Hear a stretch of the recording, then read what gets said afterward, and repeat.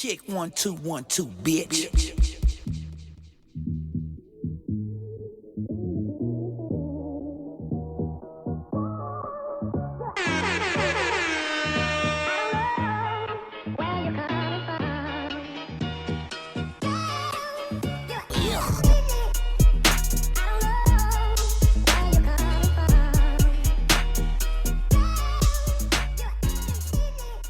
Yeah, what's good? What up? This is episode 229. 229 of the iLLogical Sense podcast. This is your boy Busby. Give me a hell yeah! And over here it's your boy JC No And Martine. What the fuck is up, guys? How y'all feeling? Good. Whoa. Doing good. Whoa, that ain't a COVID cough, is it? No, that's a vaccine cough. Ah. I told a chick the other day. She was like, he's like, I don't know. I was like, I don't know if it'll be around you. And I was going like, baby, I'm vaccinated. I'm the most safest person you should be around right now. She was like, oh, yeah, bitch. That's a ding. That's what I told her after that, too. That's a You ding. did not say that. Why are you lying? Don't boo me. That's a ding. Because that's a ding. That's a ding. It would have been a ding if it was real life. Shit. Anyway, how the fuck y'all doing? Doing good. I just realized yesterday, oh shit, we left the pod and forgot to say Happy Mother's Day to all the Happy belated Mother's ladies Day out there. So happy belated Mother's Day. Happy Mother's Day. How was y'all Mother's Day? Women out there. How was y'all Mother's Day? It was cool. I celebrated Mother's Day the night before for my mom. That's cool. Where'd y'all She had go? to work on Mother's Day. So we took her out to dinner. Nice steak dinner. Nice. So that was cool. Took my mama to P.F. Chang's. Yeah. Nice, We went to nice. we went to Fleming's. Where's that at? Just over here off near Whole Foods, Santa Clara. Okay. Yeah, nice cool steakhouse. But you, Martine? Yeah, so Mother's Day, day before, basically all fucking last week and shit, I was working, bro. My mom understood, you know what I mean? I feel Being it. how moms, you know, they get you. You know what I'm saying? Like, she understood what was going on or whatever, so my first day off, which was today, right? Fucking basically just the morning. I was over there just chilling, man. That's kind of how we normally do, like for Mother's Day, Father's Day, is like we just hang out. You know what I'm saying? Yeah. Just chill and shit. And that's pretty much what's going on. I had my little my nephews there too, so you know what I mean. It was like a little family, little get together thing. You know what I mean? Thanks. Thing. Yeah, May is just a busy time of the month for my family. So Mother's Day, of course, was this past Sunday, and then day before we recorded. My grandpa turned 75. That's what's up. So salute to him. Yo, happy birthday. Seriously. So I gave him a phone call, called him. Him and my grandma were out having lunch yesterday while I was getting off of work. I was getting drunk. Hell yeah. Doing it right. Give me a hell yeah! He's out there talking about, we just having a conversation, just talking about, my first memory, which I remember when I was 2. Huh? And then he's having a hey, remember when you were 2 and I used to pick you up? And then she's like, no, he wasn't 2 when you were picking him up. He was all. And I was like, yeah. It was like, he can only remember when his 2-year-old age. He can't remember my 2-year-old age. Just that whole funny thing. But it's funny because my grandpa's 75 just looks a whole lot different from, I'm sure, some other people's grandpa's 75 like 20, 25, 30 years ago. So he's like, Cause how old is he? Yeah. 70, if he turns 75, so he probably looks, what, 50? 60? Yeah. Like basically, yeah. Yeah. Yeah. Like it's wild just how medical science just, the older you get, it's still like, still looks like an elder, don't get me wrong, but still it's kind of like, hey man, your 75 looks a little different compared to what I remember when I was a little kid and looking at other people's 75. Yeah. It's changed. Definitely. By the grace of God, still no cane. Right. Yeah, He's healthy. so still by the grace of God, no cane. Definitely. Still walks healthy. So salute to my grandfather. We're hoping for many, many more. Most definitely. And just judging by his schedule, hopefully when everything clears up this weekend, I'll be able to go shoot up on a day off and just go hang out for a little bit. That's what's Go up. celebrate. But yeah, like May is like birthday month in my family. I don't know what. Like next week's my mom's birthday. Shit. What Prince shit you gonna get her? Man, what don't she have? Bro, hold up, wait. Do she listen to the podcast? If she does, you better cut this off right now. We hit the edit button or something. It wouldn't even matter. Like, what do you get? I'm trying to figure out. Like, you get the ultimate Prince fanatic. You gotta think Prince himself. That's like trying to get a millionaire. Like, what do you buy a millionaire? Prince hologram. That's what you get her. I'm not even sure I could even. Yeah, I wouldn't be surprised. I want to be. You know how like some people got the music boxes. I wouldn't be surprised if she got the special made hologram music box in her drawer that she just forgot to tell me about. Seriously. It's believable. Like, and the funny thing is like some people would hear this and be like, "Oh, he's joking." Like, I'm legitimately like telling you guys, every time I would come to his house, there was a time period after Prince died. Every time I came to JC's house, his mom had some Prince. He's like, "Oh, Aaron, I got some new Prince stuff. Look at this. It's like this rare guitar that he played only once." What? Oh, look at this CD that came out that never came out, but it did kind of come out, but it's hella rare. What? Not this is hyperbole at all. Oh, this was in his vault. Like, I literally stole this shit from his vault. You don't gonna sing nothing, nigga. What? Nah. Shut the fuck up. Shut the fuck up, man.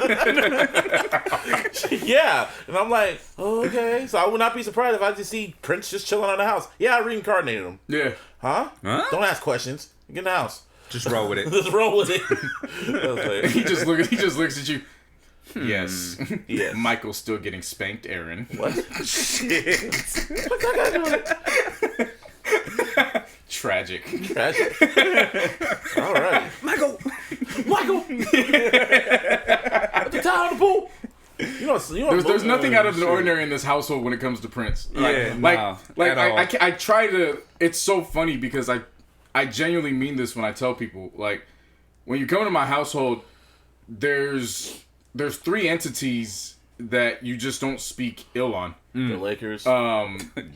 Well, yeah, but I mean, it's Jesus, it's Prince, and it's Kobe.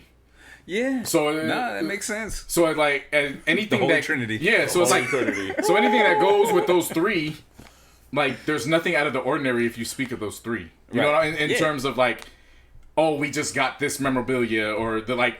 Nothing is out of the ordinary. Nothing's too big that's out of the realm of believable. Right, exactly. Yeah, I was just randomly, I know it's off topic, but I was like on Hulu and I was just seeing what random shit's on Hulu, because I've been neglecting Hulu lately. So I'm like, let's see what's on Hulu. I've been watching The Handmaid's Tale. Have you watched that shit? No.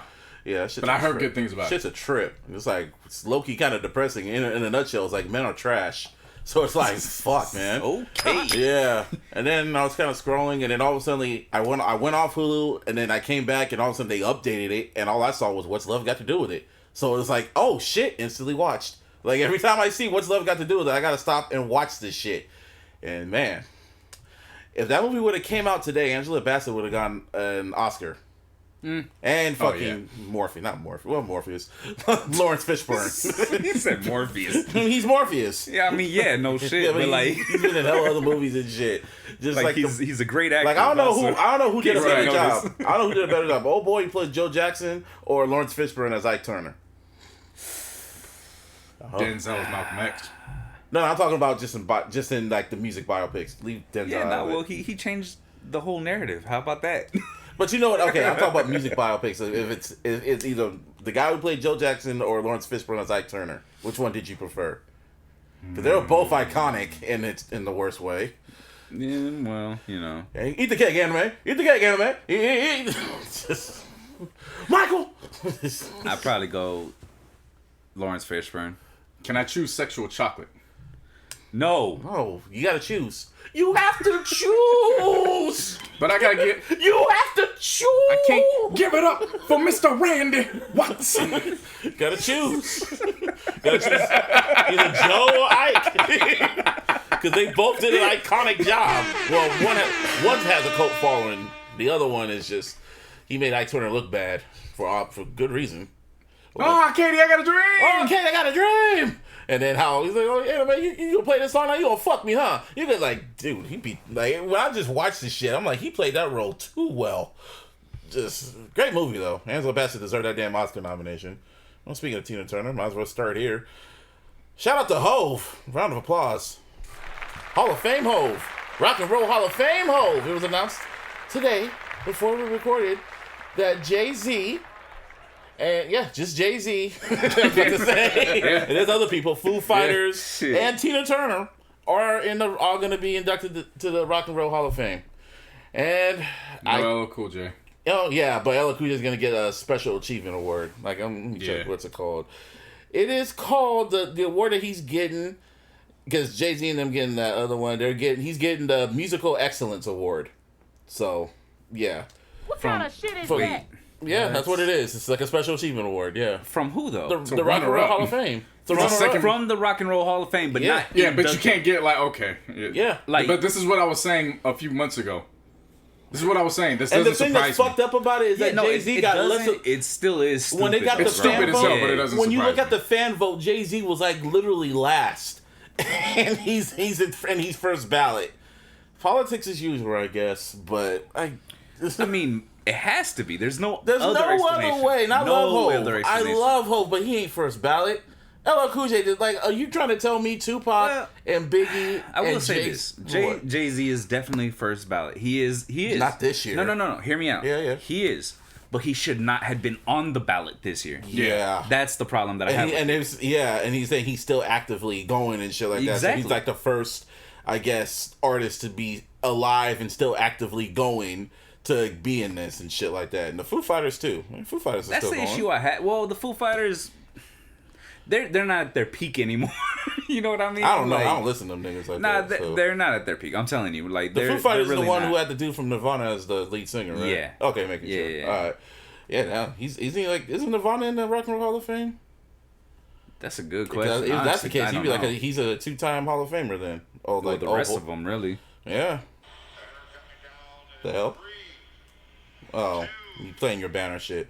I was like, what just happened? Oh no, but that's just a reminder. In case we forgot, Lakers 2020 was on schedule. As it was. Banner night. Like I said, with Jay-Z. Yes, sir. Yeah. With Jay-Z going into the Hall of Fame and LL Cool J getting the Special Achievement Runner-Up Award, that doesn't sit well with me. You're trying to tell me Tupac and Biggie and Jay-Z got in there right before LL Cool J. And I'm not an LL Cool J fan, but I know what he's done for not just hip-hop, but just music, period. You're not an LL Cool J fan? No. I don't listen to him like that. I respect him. I respect him. I love GOAT. And I love Phenomenon. Whoa. You didn't like Phenomenon? No, I'm just saying, those are the ones that you go to? That I recently go to? And of course, Mama said knock you out and shit every now and then.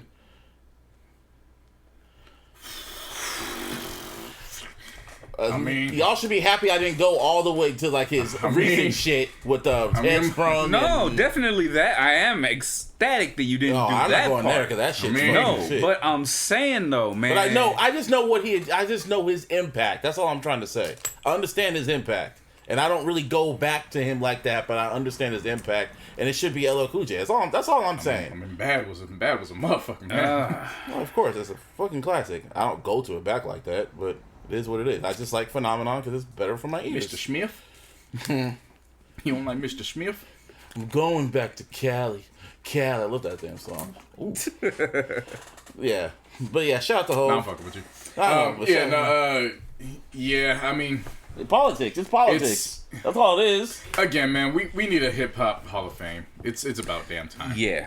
That goes without saying. I'm just surprised the Rock and Roll Hall of Fame covers like all music, right? Yeah, and I don't. That doesn't make sense. Why can't it be called the Music Hall of Fame? It does not make sense. It should just be called the Music Hall of Fame. Didn't it just start as rock and roll? Like they only honored rock and roll music, and then it kind of like branched out, and then they started like adding more people. Like Mary J. Blige was because not everything's rock and roll, so it doesn't make sense. I think Mary J. Blige should have been in the Rock and Roll Hall of Fame before fucking Hov, in my opinion. Because she was nominated for it this year. I think she should have been with it, but I don't know if I would personally, you know. Yeah, I mean, I agree with Martine. Like, personally, no, but given the stipulations, yes. Because of, like...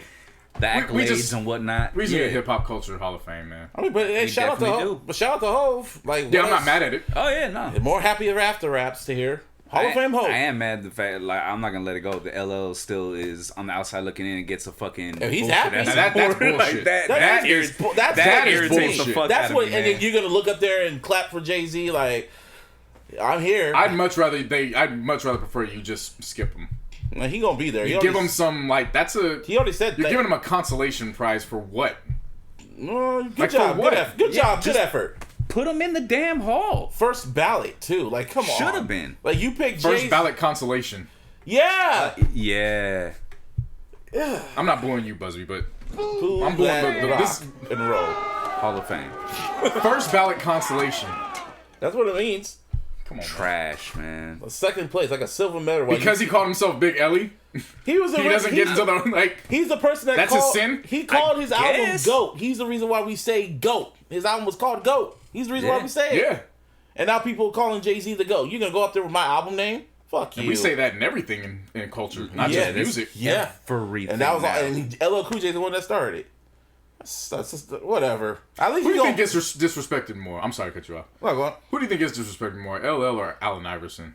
Because I'm so fucking sick and tired of Allen Iverson slander. Allen Iverson. LL gets its flowers. Allen Iverson, the people should still be slandering. Where does LL get his flowers from? Because I haven't. Besides the Rock and Roll Hall of Fame, he still gets respect in hip hop. He does. He does. Within hip hop, yeah, okay. But then the same will go for as well with Allen Iverson. Within basketball, he gets his flowers. His peers. Yeah, from exactly. His peers. That's what I'm saying. Not the fans, none of the other shit. I'm saying within basketball. Mm-hmm. That's where he gets his flowers. Same. Now I'm comparing that to LL. You're saying within hip hop, that's where he gets his. I think hip hop, like not just hip hop, but just period. LL Cool J. Yeah, he gets that respect. He does. He's more of a him and Snoop Dogg are like both household names. They're both household names. I feel like that's more even than. Yeah, because I don't see. Think you know what I'm saying? Snoop and LL are household names. Nah, I don't see it as even. To me, yes. Yeah, I mean to us. That's what I'm saying. To us, yes. Yeah. No. But to the people. But to the people, I bring that up because I see a lot of the same disrespect that a lot of younger people bring up when they. It's similar to Iverson. Yeah, I put it this way because it's getting to the point that when I see Iverson slander, I swear to God, if I were to ever see Allen Iverson.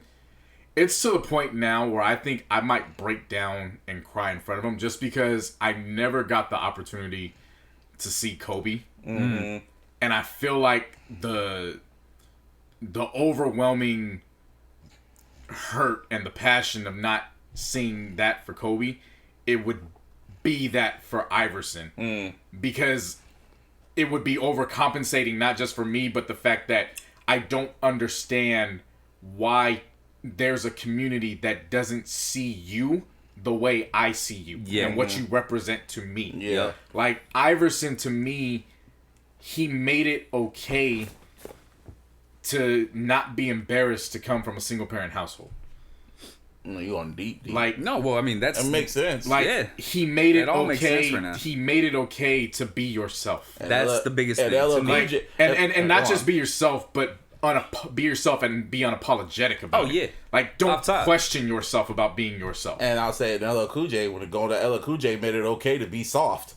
To talk about women and shit. He's the reason why we got the Drakes and the Nellies and shit. Yes. He's the reason why. Definitely. Yeah. Definitely. So with Iverson, I see it all the time and I'm like, I fully believe I've reached a point where if I saw Iverson, I would break down and cry in front of him. Just off the simple fact that I don't feel he deserves this, like... The slander that he's been getting over the years. Oh, no. And we're not just speaking about recent shit. No. This has been going on. Yeah, because it came to... I think the anniversary just recently passed, or the practice press. Yep. And somebody had to bring up the fact that they keep bringing up... They only keep bringing up the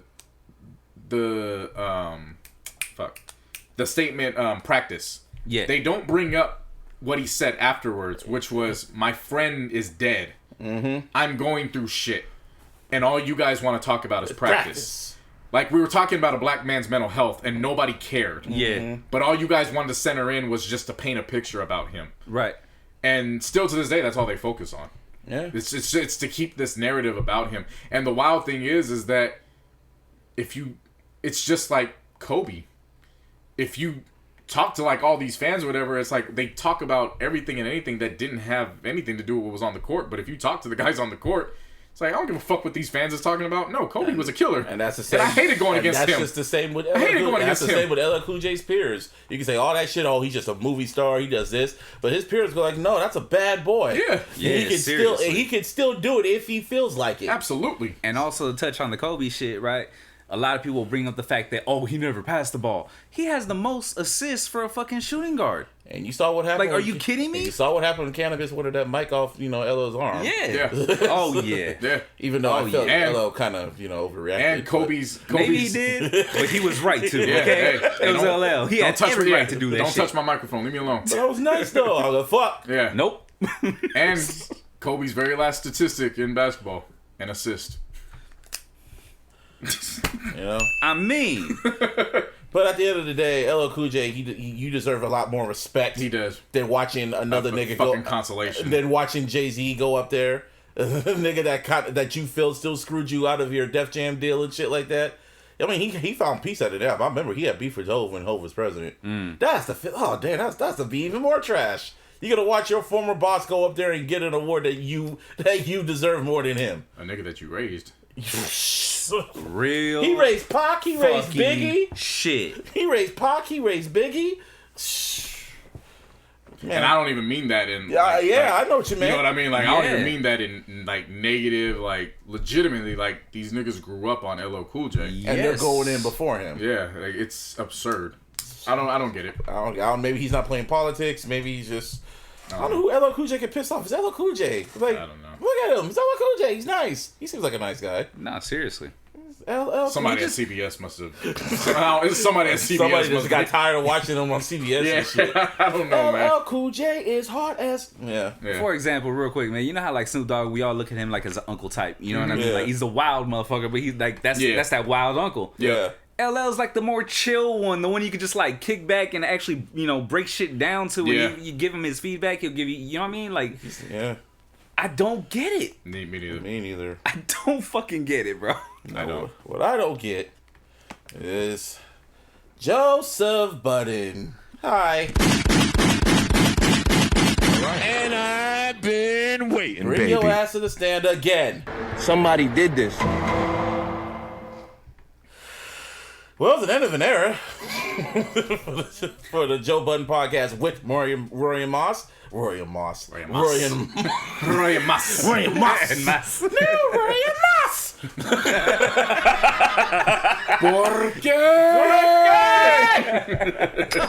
That'd be a good ass title. Joe Budden podcast with Rory and Moss.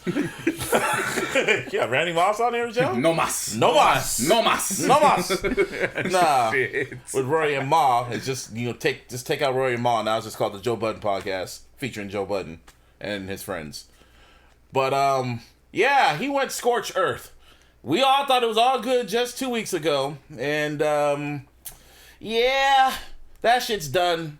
Again, I keep going back to what I said in February. I damn near predicted it exactly. I said, I hope Rory and Ma. I was like, I have this feeling Rory and Ma gonna leave. And then a few months later, what was it? February, March, April, May. 3 months later, here we are. Yeah, Joe Budden went scorched earth and pretty much went on this podcast and I saw it like when he updated it and it was up for an hour and I was listening to this shit because it was like at 2 a.m. I was listening to it. I got off work late. Which is odd. What, me listening? No, not you. Out of character. Because the pod usually shows up at like 5 a.m. So No, for me, no. It shows up at 2. It always uploads it at 2 because I see it. Because it always used to be at like 5 a.m. Well, maybe it was just that when they used to promo Spotify. That was when they were on Spotify. Okay. Yeah. Yeah, they upload that shit at 2 a.m. Okay. Even on Spotify, you upload like 2. Spotify used to be at 5 a.m. because I used to work at 5 a.m. Yeah. and I had to wait for it. Okay. Seriously. Yeah, on Apple iTunes and SoundCloud, he uploaded that shit like at 2. Okay, so they move earlier now. Yeah. I'm never up at earlier. I know. I was up and I saw it. I remember I saw it and I saw the title and it said "You Want It One Way" and I was like, that's a water line. Ah, shit. The wires everywhere. And then I saw the fucking I was reading the description and I was like, oh no, who's the sleeper? And I was like, this Joe and Parks. Okay. I was like, no Joe, no Rory and Moss. I'm gonna call him that now. Yeah. And pretty much Joe just ran down exact what's going on with Rory and Ma, and pretty much in a nutshell, he shitted on them for a good 90 minutes. And it's funny that he went a good 90 minutes because this is almost 3 years to the day when he went 90 minutes on Eminem. You remember that shit? When he went 90 minutes dissing Eminem and shit like that. And then 3 years later, he went 90 minutes dissing the dudes that was sitting right next to him. And on the Patreon, it was crazy. Guys, listen to it because it was up for like an hour. I know that for a fact. And then all of a sudden, it just stopped playing. I'm like, why does it stop playing? And I tried playing it again. Oh, this shit's on the podcast is unavailable. It's temporarily unavailable. I was like, the fuck? So I thought it was like a glitch and shit. Then I go on SoundCloud, shit's gone. And I was like, oh, he took this down. Oh, wow. So then, of course, Reddit, like, they already had it downloaded and shit like that. They had it uploaded, so I had to listen to a leaked podcast. And that's the first time I ever done that shit before. Mixtape days. That's some mixtape shit. Like, that's some Joe Budden shit. I've never listened to a leaked podcast. But innovative. That's very innovative. CDQ version. Like, that's right. DJ drops. You remember when you used to download on Kazaa and all of a sudden you heard all the screeching noise? Yep. Yeah, that was like you hear like 30 seconds or maybe a minute into the song and all of a sudden No, let me rewind that back. What did he just say? No. Damn, son. Where'd you find this? Oh, shit. I hated those. No, I'm talking about the scratch sound and shit like that when I downloaded it off Kazaa and shit. You never had that shit happen to you? Nah, I always made sure I got the good files. No, but it was like a loud screeching noise and shit like that. Nah, I always made sure I had to get the good files. Oh, no, I got it, but sometimes I got tricked. I'm thinking it's the whole song, and then I'll skip. It's like the end of the song, and I'm still hearing the song. Okay, it's good. Then I put it into my CD player, like burn it, and then in the middle of the song, I hear the whole, yeah! Like, oh, you motherfucker. It'll be like for 30 seconds, but that's besides the point. Yeah, I know. Good times. Anyway, yeah. Really. So pretty much Joe put it up and then took it down, but the damage was already done, and he didn't give a flying fuck. He went in on Rory and Ma, and I feel about it two ways. From the business side, I agree with how he pretty much his reasoning and everything for it and shit like that. Literally agree with all of it because at the end of the day, it's called, what's it called, guys? All in unison. The Joe Budden Podcast. So, great timing by that car. Great fucking timing. What a sound effect. Yeah.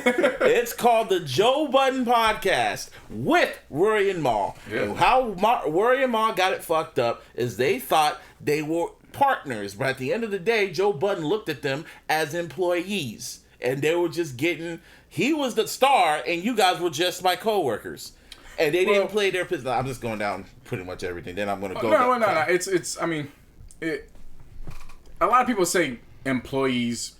I look at it from the standpoint isn't an employee. No. I look at it from the standpoint of shows me that you're a contributor. Contributor, yeah, that's a good way to say it. So they were contributors. Yeah, contributors. But contributors are replaceable. They're movable. That's where they got it. And they're movable pieces. And that's where they got it fucked up because they overplayed their hand and they thought they were like a team pretty much. But at the end of the day, it didn't say Joe Budden, Rory and Ma show. It was the Joe Budden Podcast.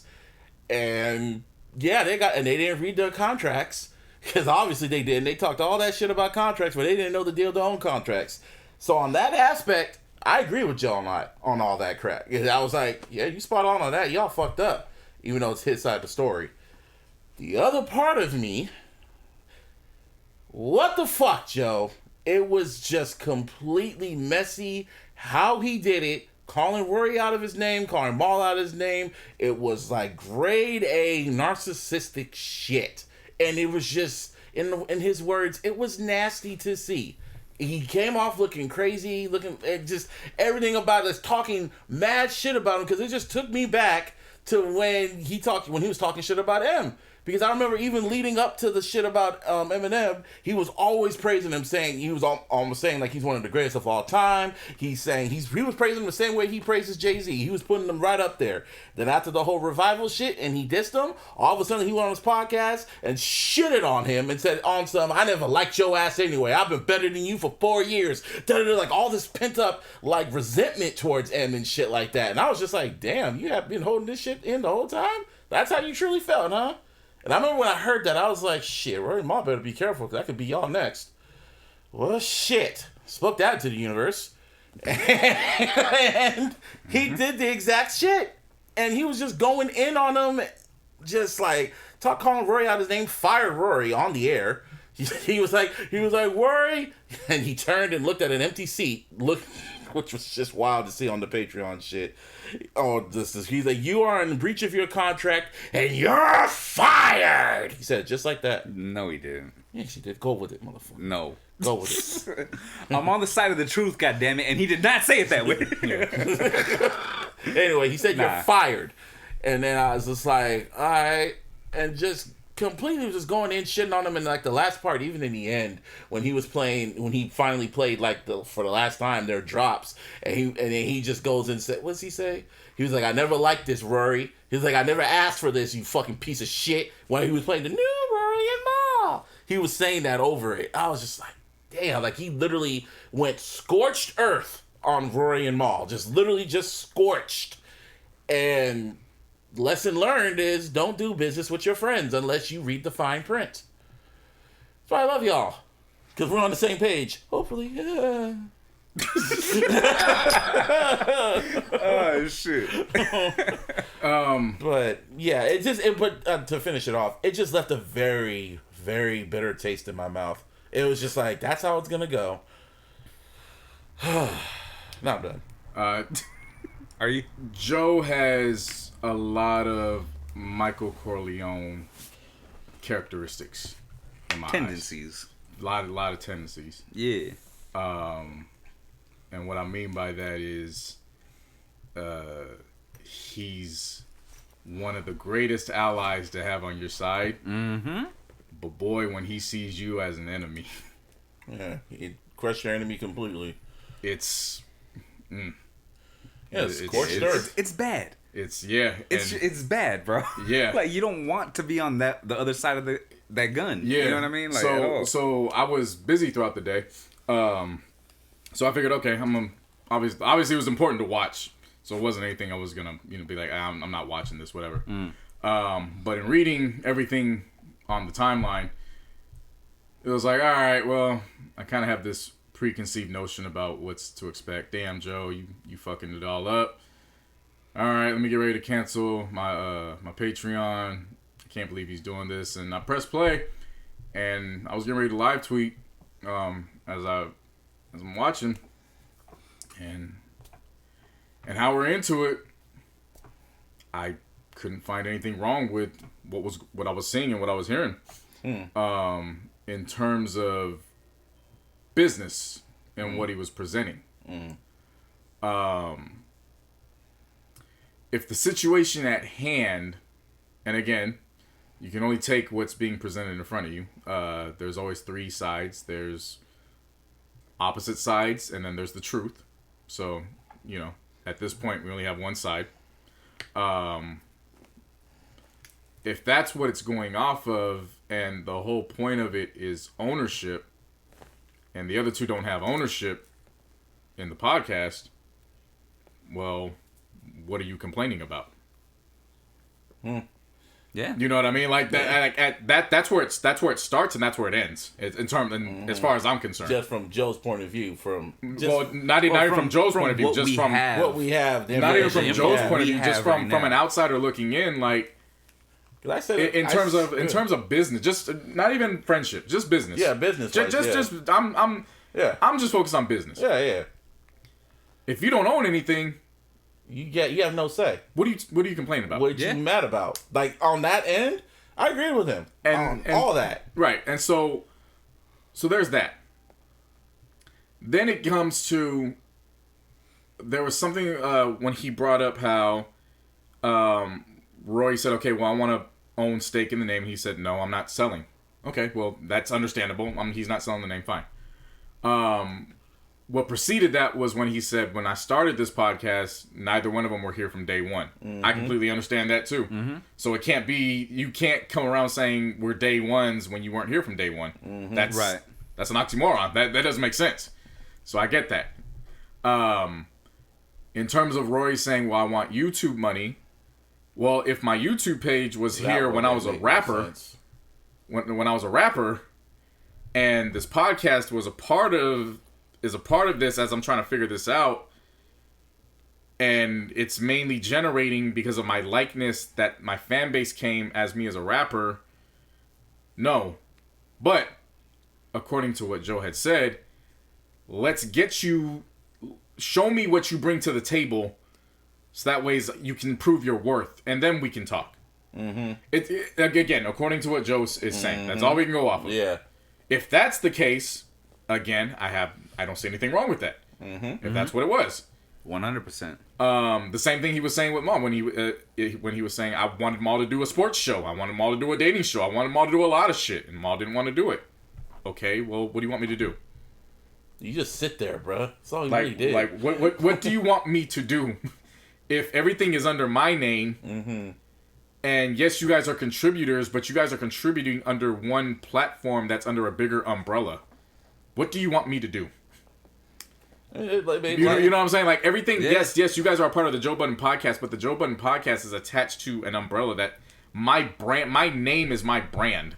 My name is my name. My name is my name. Nah, dead serious, though. Yeah. And so, from that aspect, what made it even more clear, and I'm going to let Martine jump in, like, because this is it's obviously going to be a talking point for a while. So I want to get Martine in on this.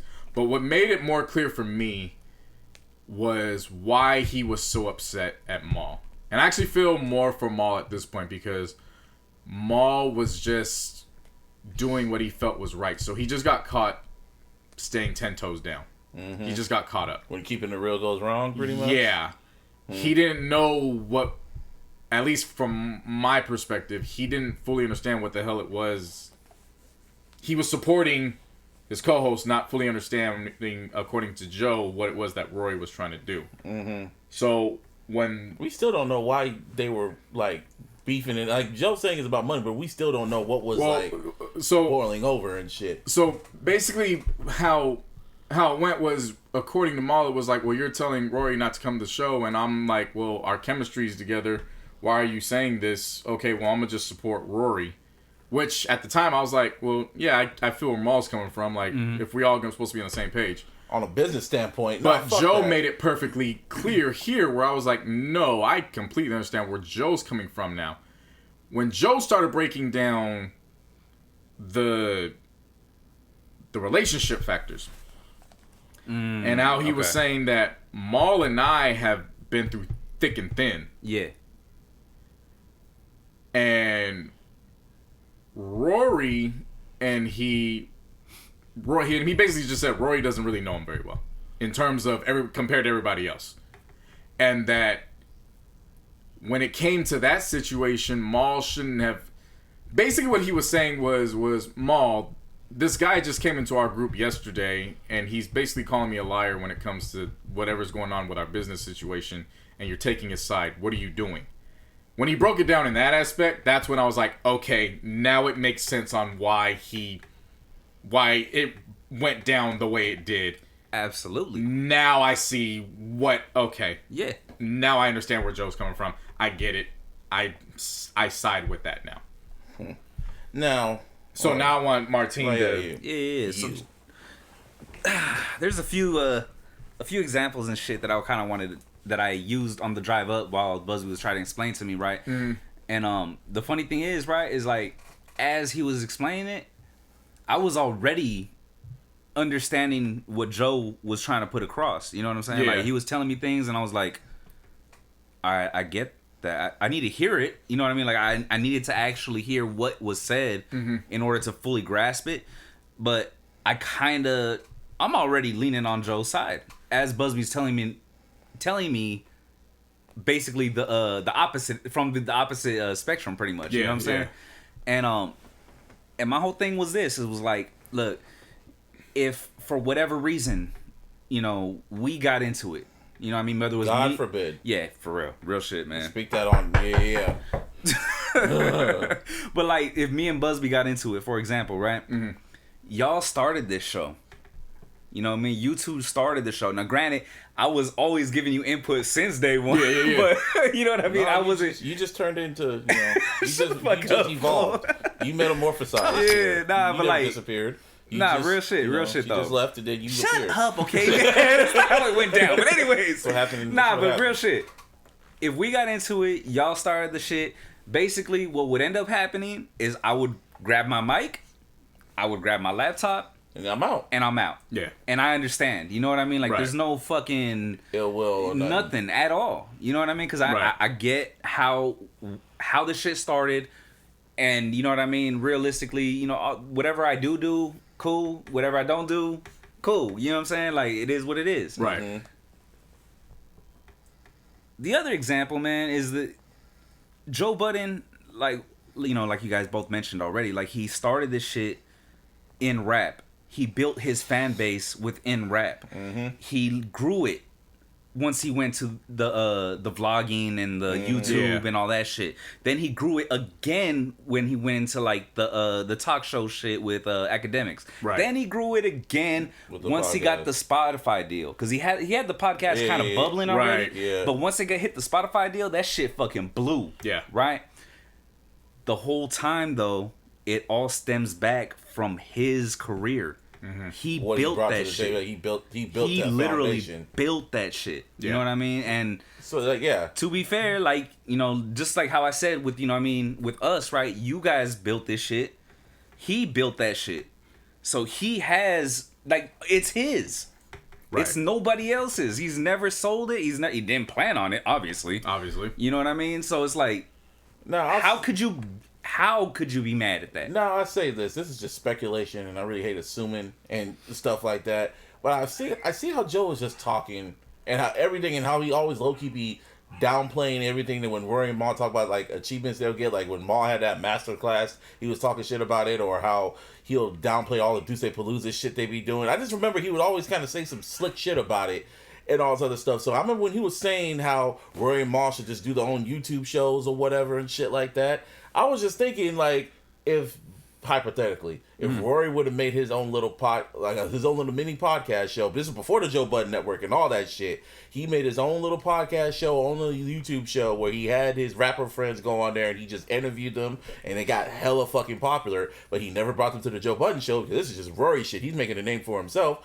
I feel just how narcissistic how Joe be coming off. Joe would feel a type of way, and he'd probably just say some shit and kick him off. Or some shit like that. Now, this is just me speculating, but I'm just seeing a pattern with shit. And again, I've been saying that a lot. I've been seeing patterns and connections and shit. But I'm seeing how he was moving and how he was talking. And then he'd also talk about the academic shit. We didn't talk about that shit. When they talk about how DJ Academics played in all this, when they were low-key, like, talking shit, when they were all talking shit about Ack and shit like that, and then how Rory allegedly sent a note or a card to Academics or some shit like that, and that's why Ack has been going so hard on Twitch for the past 2 months at Rory and Maul, since this whole situation was going down and shit like that. It's even coming, like, it's kind of getting weird now, but he's on this victory lap shit right now. But it's always been weird. Yeah. Anyway, so yeah, and Joe went into detail, and Rory went up to him and told him, like, he felt kind of disrespected, like, dude, why are you still talking to this man when this man is still fucking talking shit about me? He's talking shit about your co-host, and I see you going on his IG Live, and you're laughing about it. And Joe's opinion was like, "Oh, that's your opinion. That's your shit." Like, I still don't talk about it, and he's like, I don't get in y'all business. That's y'all shit. But pretty much, and he was saying, and Ack was saying, like, all the shit that Joe Budden, I was about to call him Joe Biden. Fucking all the shit that Joe podcaster of the free world. Podcaster of the free world, eh? Nah, but all the shit that Joe was saying about Rory and Maul is the same shit Academics were saying, and people were speculating that Joe must have been feeding information to Ack. I guess it's just speculation. I don't know, but it came off kind of like, of course he denied it. We ain't gonna admit it. But yeah, and I'm just seeing it, and I'm going like, and now there's rumors that Ack and Joe might have their own little podcast and shit like that. Which I could see. Everyone could see that. But like from Rory and Maul shit, it's looking at them like loyalty, like what the fuck? And of course, like Joe said, he doesn't owe them respect. Even as friends, I don't owe you shit. So that's why I'm on the friendship, and I'm seeing how Joe's moving, and I'm seeing all the patterns, because all his relationships, he always blames the other person. When it comes to Shady, when it comes to Spotify, when it came to Complex, when it comes to his romantic relationships, and Rory and Maul, it's all down the line. He points at them, but not the nigga in the mirror. Let me get to that soon. But it's just that pattern I'm seeing, and it doesn't feel good to my spirit. it kind of just feels weird. Not weird. It's just sad, like how it all just played out, almost like as I predicted or how I foreseen it. And honestly, when it comes to the podcast, I don't know, it's still gonna keep going. It's not gonna be the same, but it's still gonna keep going, and people are gonna still look at him sideways. I'm talking about people from within the business stand. Like maybe maybe BT will look at him. I don't know. It's just fucked up now, man. You know what it is though, bro? Is people looked at him sideways for years, so it doesn't matter. That's how he was talking about it. You know what it is? He even said it like, fuck it. Like you know? People looked at him, people look at everybody sideways regardless. Mm-hmm. That's just how it is. Especially when they don't understand. Yeah. You know what I mean? Yeah. The situation with him is he's just an ultimate wild card. Like literally, he's just an ultimate wild card. Every time is he somebody that I would personally want to be around? Not really. Would you do business with him? Would you personally if do business with him? If I crossed my T's and dotted my I's, yes. If you looked exactly what was on the contract and shit. Absolutely. Yeah. Okay, that makes sense. I was just making sure. Absolutely. Yeah. And that's why I mean, from a personal standpoint, you gotta feel for Rory and Mal, just off personal, because again, this is another tragic situation of friends and business and don't mix. Yeah, you know that situation. Yeah. But from a whole business standpoint, it's like, what'd you two expect? And again, Joe's saying, y'all should know who I am. And from that perspective, why are you too upset with him? Exactly. Like what? And it's you knew who you were getting in business with, and you saw all the bridges he done talk shit. And then the thing is, they be talking about all these contracts and all this other shit. Like a clue should have been every time they talk about contracts, when they talk about how Diddy was treating his rappers, how Leo Corin was treating the rappers. I remember every podcast episode when they talked about that shit, he would always side with Diddy and Leor. He would always side with them. And he's always preaching about creators, this and this and that and the other, and then he goes and ends up doing the same shit the label did to his ass. You know what? Now that you said that, it kind of clarifies something for me. What? Maybe he was actually like trying to push that on them. Maybe. You know what I'm saying? Like, he was like, look, the contracts are what the contracts are. Go do your own thing. You know what I'm saying? Like maybe he was dropping jewels for them to pick up, and they just wasn't picking them up. But Worry, to Worry's case, he was doing his own thing. He had the whole Disney Palooza shit. He did the whole what's the Emotional Oranges? That's their name. Yeah. Managing them. He's probably managing other artists. He was doing shit on the side, and then COVID hit, and then it was like, oh shit, kicking the nuts. Maul, I don't know. Be Big's brother. I don't know shit. Yeah. I don't know what Maul did. But that's what I'm saying though. When you're bringing up the old contract, like the contract talks, you know what I mean? Yeah. He was always, like you said, on the side of the owner, right? Yeah. Like I said, maybe he was trying to push that towards them. Like, hey, you know this is what you should fucking do. You know what it sounds like? And it's funny because we don't criticize this person for doing it, but it literally is the exact same thing. It just wasn't on this media platform. It literally was on record label form.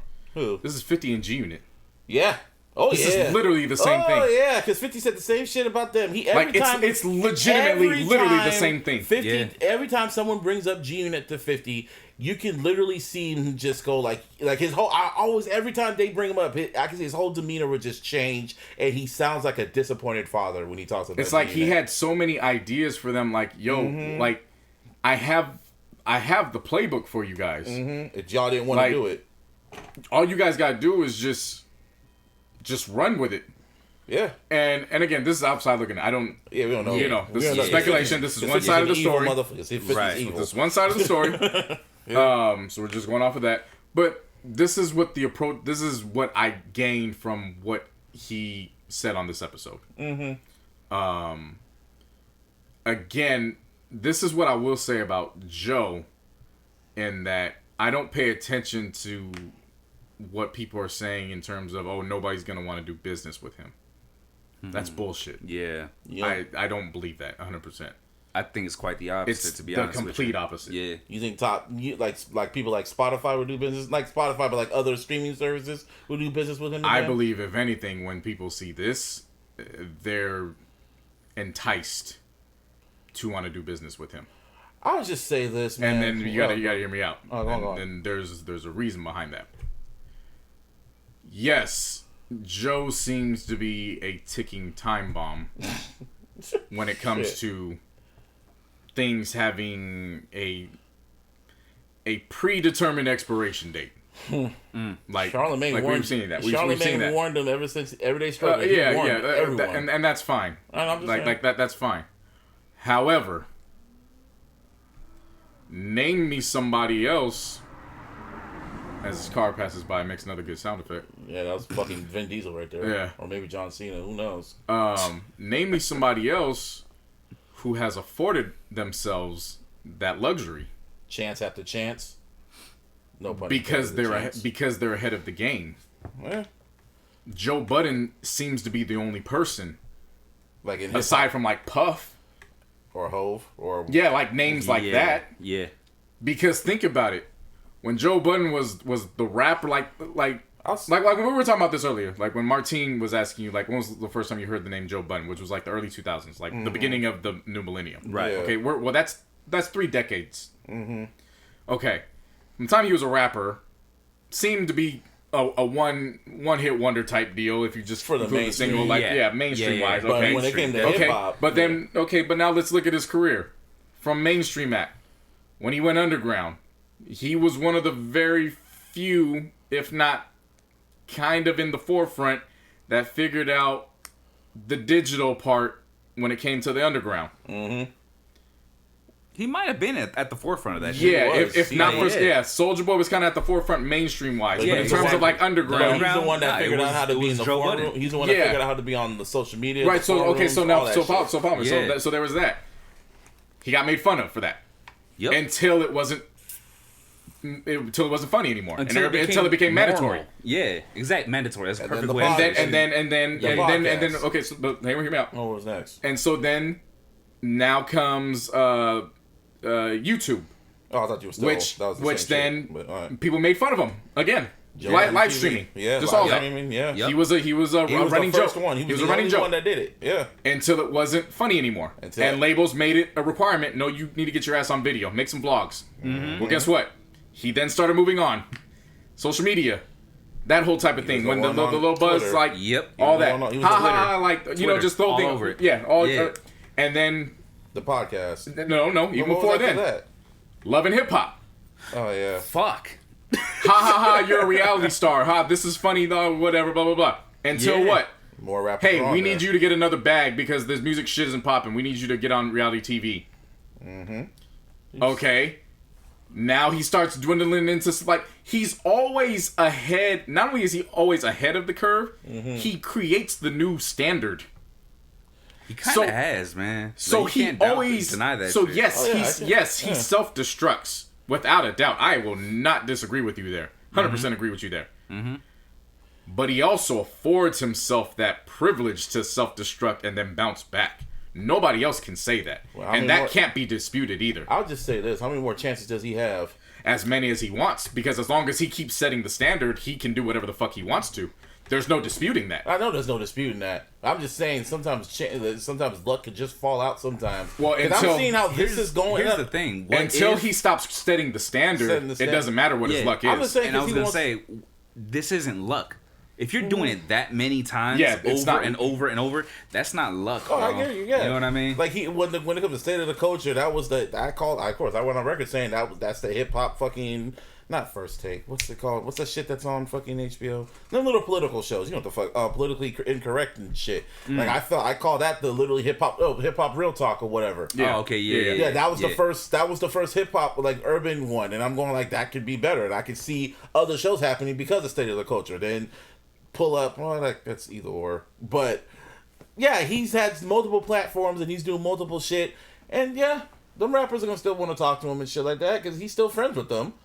And I don't know. It's just, but the way this whole situation's going, man, and I'm just, because he has like a lot of just, I don't say bad juju. Yeah, like right now it's just bad juju and shit that he blames Roy and Ma for, but he literally self-destructs. He does this all the time. And that's why when he brought up the Patreon, I was going like, okay, I hope you don't fuck this up. And that's not a bad thing, because every time he sets a new trend, I'm like, please don't fuck this up. Please don't find a reason to fucking fuck it up. And and it's almost a talent. It's a talent how he finds a reason to fuck it up. So when it go on. And I don't want to play devil's advocate. You are.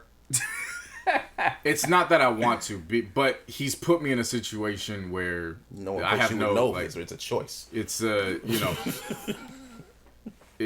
that's the corner I'm in. To us, or to some in your position, because Martine and I are on the opposite side of it. Mm-hmm. To people like you, you're looking at it from the standpoint of he keeps fucking up. From our standpoint, we're looking at it from, well, how many times does he set the new trend?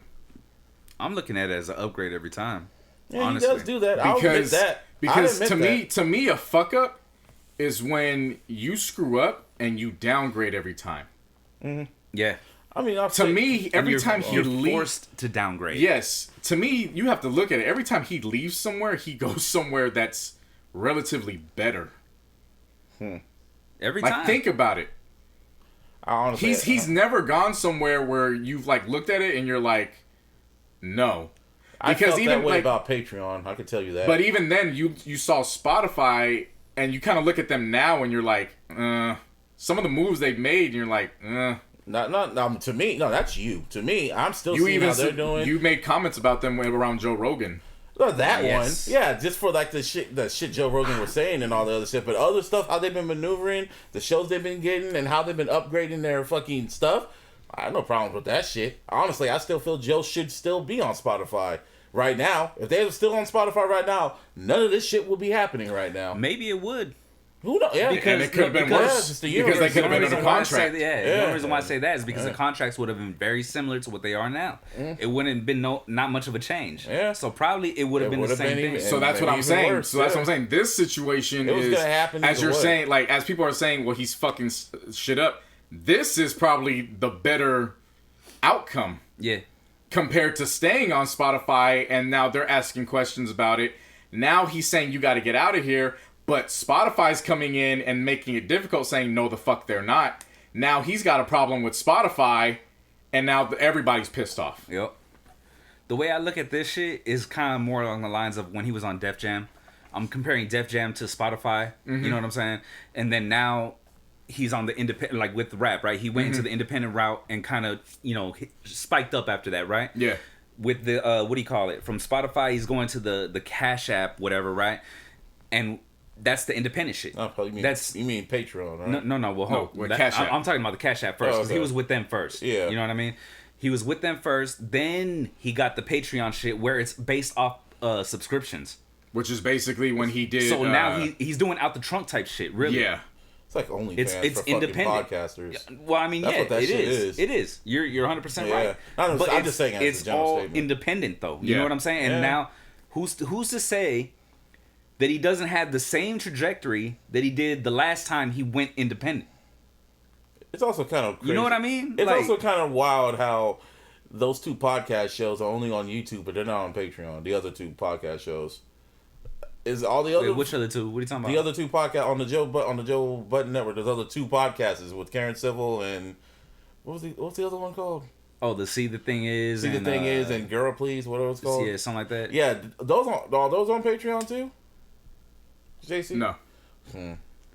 Well, that's interesting. The thing about it is that the Patreon is strictly about the Joe Budden podcast. Yeah, no, it's the Joe Budden network. No, it's the now Joe Budden podcast. He changed it again? He never changed it. It was always that's about how the it Joe was. Budden podcast. It was never about the Joe Budden network. All I'm saying when it comes to this, just to close it all out, shit to be continued. Because more shit's gonna come out about all this. But see, that's why Martine and I are. It's not over for him. Yeah. Oh, for him, this situation is still gonna keep going. For him, Joe Budden, it's a never-ending story with Joe. But you got, let me finish. Go on. What I mean by that is, business for him is going to be booming. It's not done. Oh, yeah, people are going to want to be in business with him, and I get okay. So here's. You guys both know me. Uh-huh. You're probably going to be hard-pressed to find a more observant death row records historian than I am. At least in your guys' personal lives. Right. 1998-99, when Daz got promoted up to being the artist on the label, Suge was in jail. Obviously, at that time, nobody was paying attention to death row. Nope. A lot of people would say, why are you paying attention to them? Nothing's going on. Who cares? That's the time to turn away. Yeah. I'm one of those people who was like, this is actually kind of a time to... I know where you're going. To look. Because even if there's not much going on, there's a lot to learn and observe on what's going down. Learn what not to do. No, but also what to do. What to do and what not to do. More so what to do. Because here's the thing. It's always easy to say what not to do when somebody's down. It's very hard to say what to do when somebody is working on their way up. Because nobody wants to give you your credit when you're on your way up. They only want to give you your credit when you're there. Only when you're at the top. Yeah. That's it. So, this is where I'm going with this. At this time is when Dre is working on Chronic 2000. Suge's in jail. Suge gets word of this. You're not doing Chronic 2000. I own the rights to the name of the Chronic, not only the Chronic 2000, but the Chronic 2. You're not doing anything Chronic 2, Chronic 2000. Dre still goes forward with it. So what does Suge do? Suge then immediately drops a compilation and an accompanying DVD, Chronic 2000. Yep. Good business, horrible execution. Both are right at the same time. Horrible execution because he doesn't have the talent. Yes. Good business because he's making a statement be known. I still run shit over here. So Joe Budden, I correlate that because Joe right now is a very intriguing person, whether people want to admit it or not. He's very intriguing, and it's very necessary to watch him right now because no matter how people feel about what he does and however he moves personally, now's the time to watch what he does.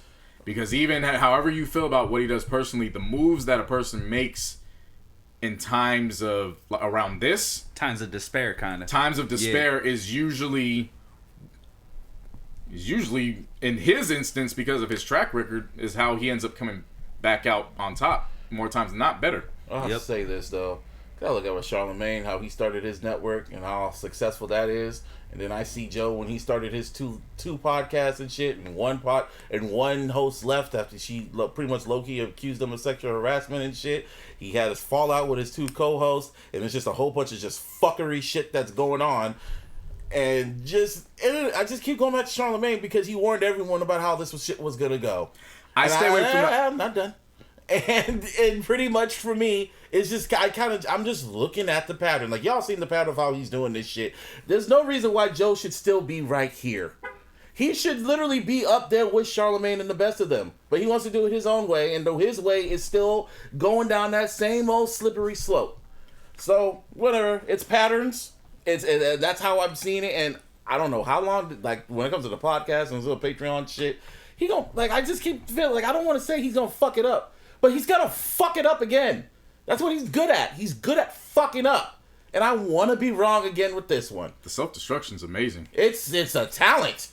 The bounce back though is where it's and then he'll fuck it up. He'll bounce back and then fall on his ass again, and he'll do it willingly. He reminds me of the stock market. And you know what it is? And you know what it is? Seriously, bro. Yeah. And you know what it is, Martin? You might agree with me. Because everybody that I've talked to that's been in agreement, I don't know if this is... Maybe it is. We've all rooted... There's a correlation between rooting for Lakers and Cowboys. Okay, go on. No, I think I understand what you're saying. It's like the highs are extremely fucking high. The highs are extremely great. Yeah. But not only are the lows very low, they're very fucking public. Yeah. And they're very in your face. Yeah. And they're very personal. But business is business. And you keep it moving. And people get replaced. And it's very downtrodden for a while. But there's championships involved at the end of the day. And there's bounce backs. and that's just how it goes.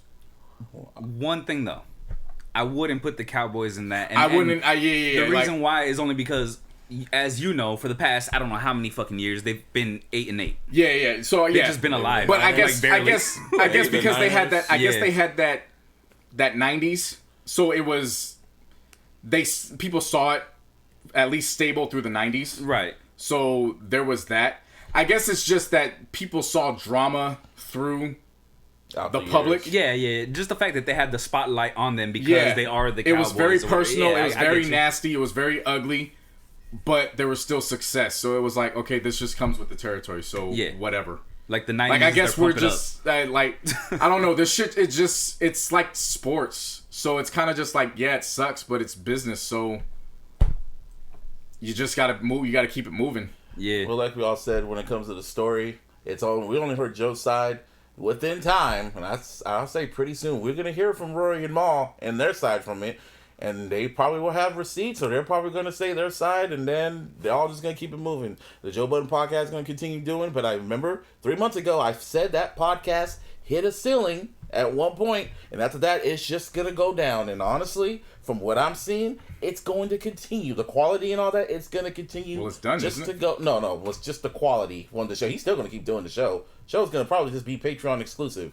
Let's see how that shit goes. Well, no, it's because the other one with Ice and Ish, it's named something else. So isn't this one? No, this one he's still. He's going to done? probably migrate them to the fucking. Okay. Probably. original. I mean, we'll know more on the next episode. Right. You know what I mean? Well, Like, it's probably just going to be Patreon exclusive, because when he took the podcast down, he edited it to just 35 minutes and just put that shit out for free. It said, yeah, you're going to listen to the full episode, go on Patreon. And that really just goes against when he went to Spotify and he was talking about it like, yeah, man, we were talking about Patreon, but I was going like, no, we can't put a paid count over there. The listeners should just listen to everything. That's why Spotify made a great deal. 3 years later, you're like, fuck it, you're going to pay me now.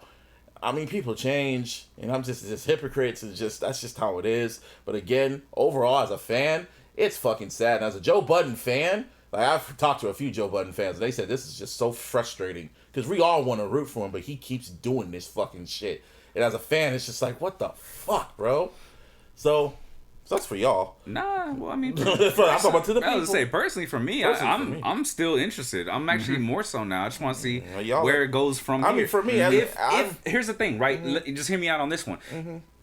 If the quality does drop, if it does, because I'll be honest with you, based off this one, knowing the background, this just falls in line with the rest of the story, kind of.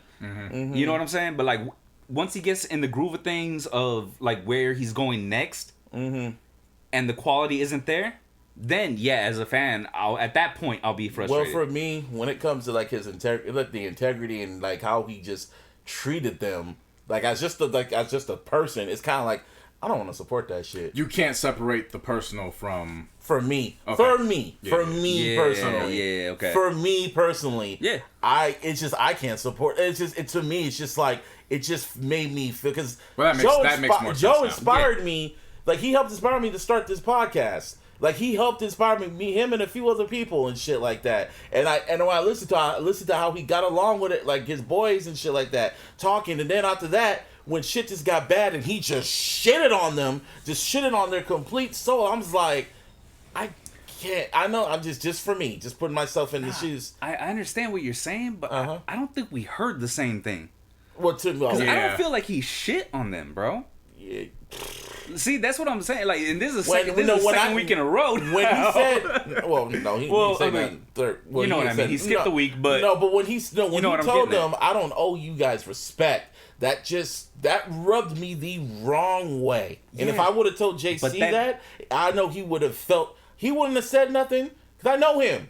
He would have just looked at me weird, and he would have just been like, he would have sat on it, and that would have fucked with them for a minute. It would have fucked with me. It would have fucked with you. Anybody. If I would have heard that shit, I don't owe my friends respect. Just that's all I heard. I know what he tried to mean to say. Bro. No, listen. That's what I'm getting at. But to my ears, when I hear that, to the common person, I don't owe you respect. I don't owe my friends respect. You know what my response to that is? Like, seriously, like, no joke.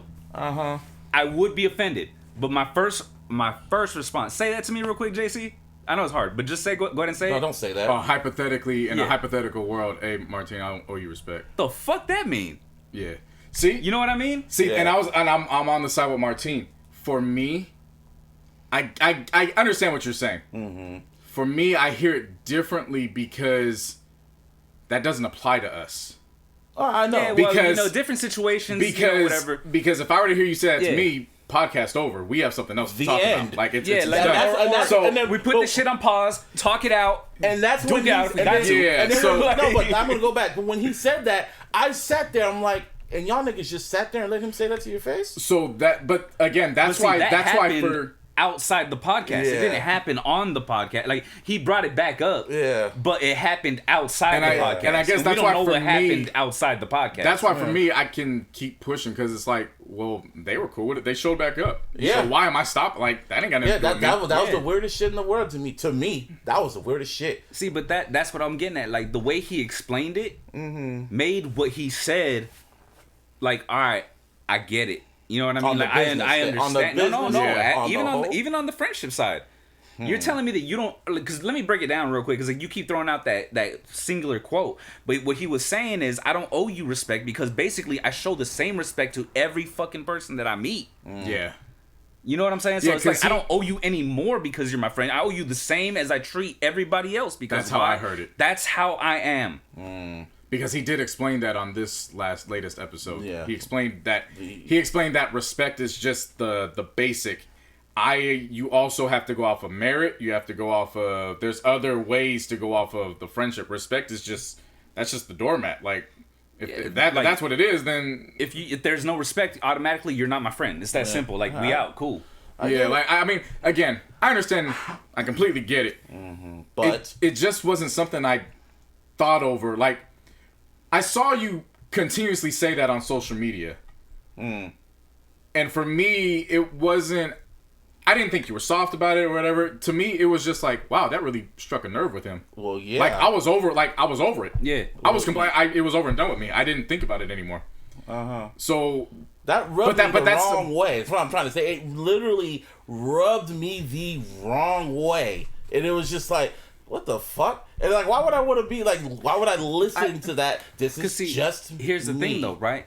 Is that like I'll speak for myself. I'm not gonna. I was gonna say you, but I'm gonna speak for myself. I don't give my respect to nobody who doesn't earn it first. Yeah. You know what I'm saying? Like that. That's just the number one. That's how you become my friend, though. You know what I'm saying? Like if you're my friend, because you guys are my friends and shit. Yeah. You guys will have my respect. Like you guys earned my respect. Like I owe you that. Earn your respect. However, with him, he just automatically shows it to you, and if you fucking betray that respect, then it goes away. Right. Either you know what I'm saying? Like either way, it's just the types of people. You know what I mean? That's what it is more than anything. What makes us work. I feel like this was a good conversation because I feel like a side topic is we're going too long on this nigga. Well, no, that's a good side topic is to talk about us. That's what I was getting into. A good side topic is to get into our relationship. I feel like the quality about our relationship is it's very clear that we are dealing with 3 alphas.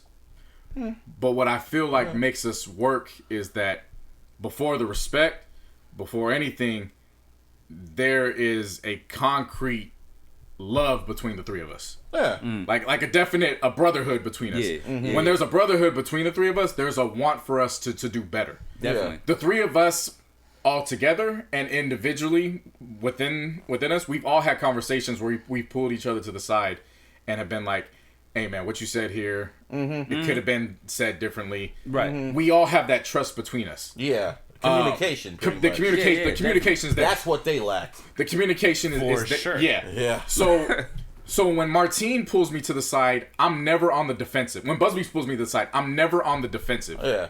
Maybe in the heat of the moment. Temperatures are up like that. Yeah. But it's never to the point where like, hey, let me pull you to the side. I want to just talk to you about what was said. I'm always receptive. First of all, because you two are older than me, so I look to you guys as older brothers. Right. So there's that camaraderie of, okay, if they're pulling me to the side, I know I stepped out. Yeah. The second thing on that is just the want for each other to win. Oh, definitely. Us as a unit, we work well together. Right.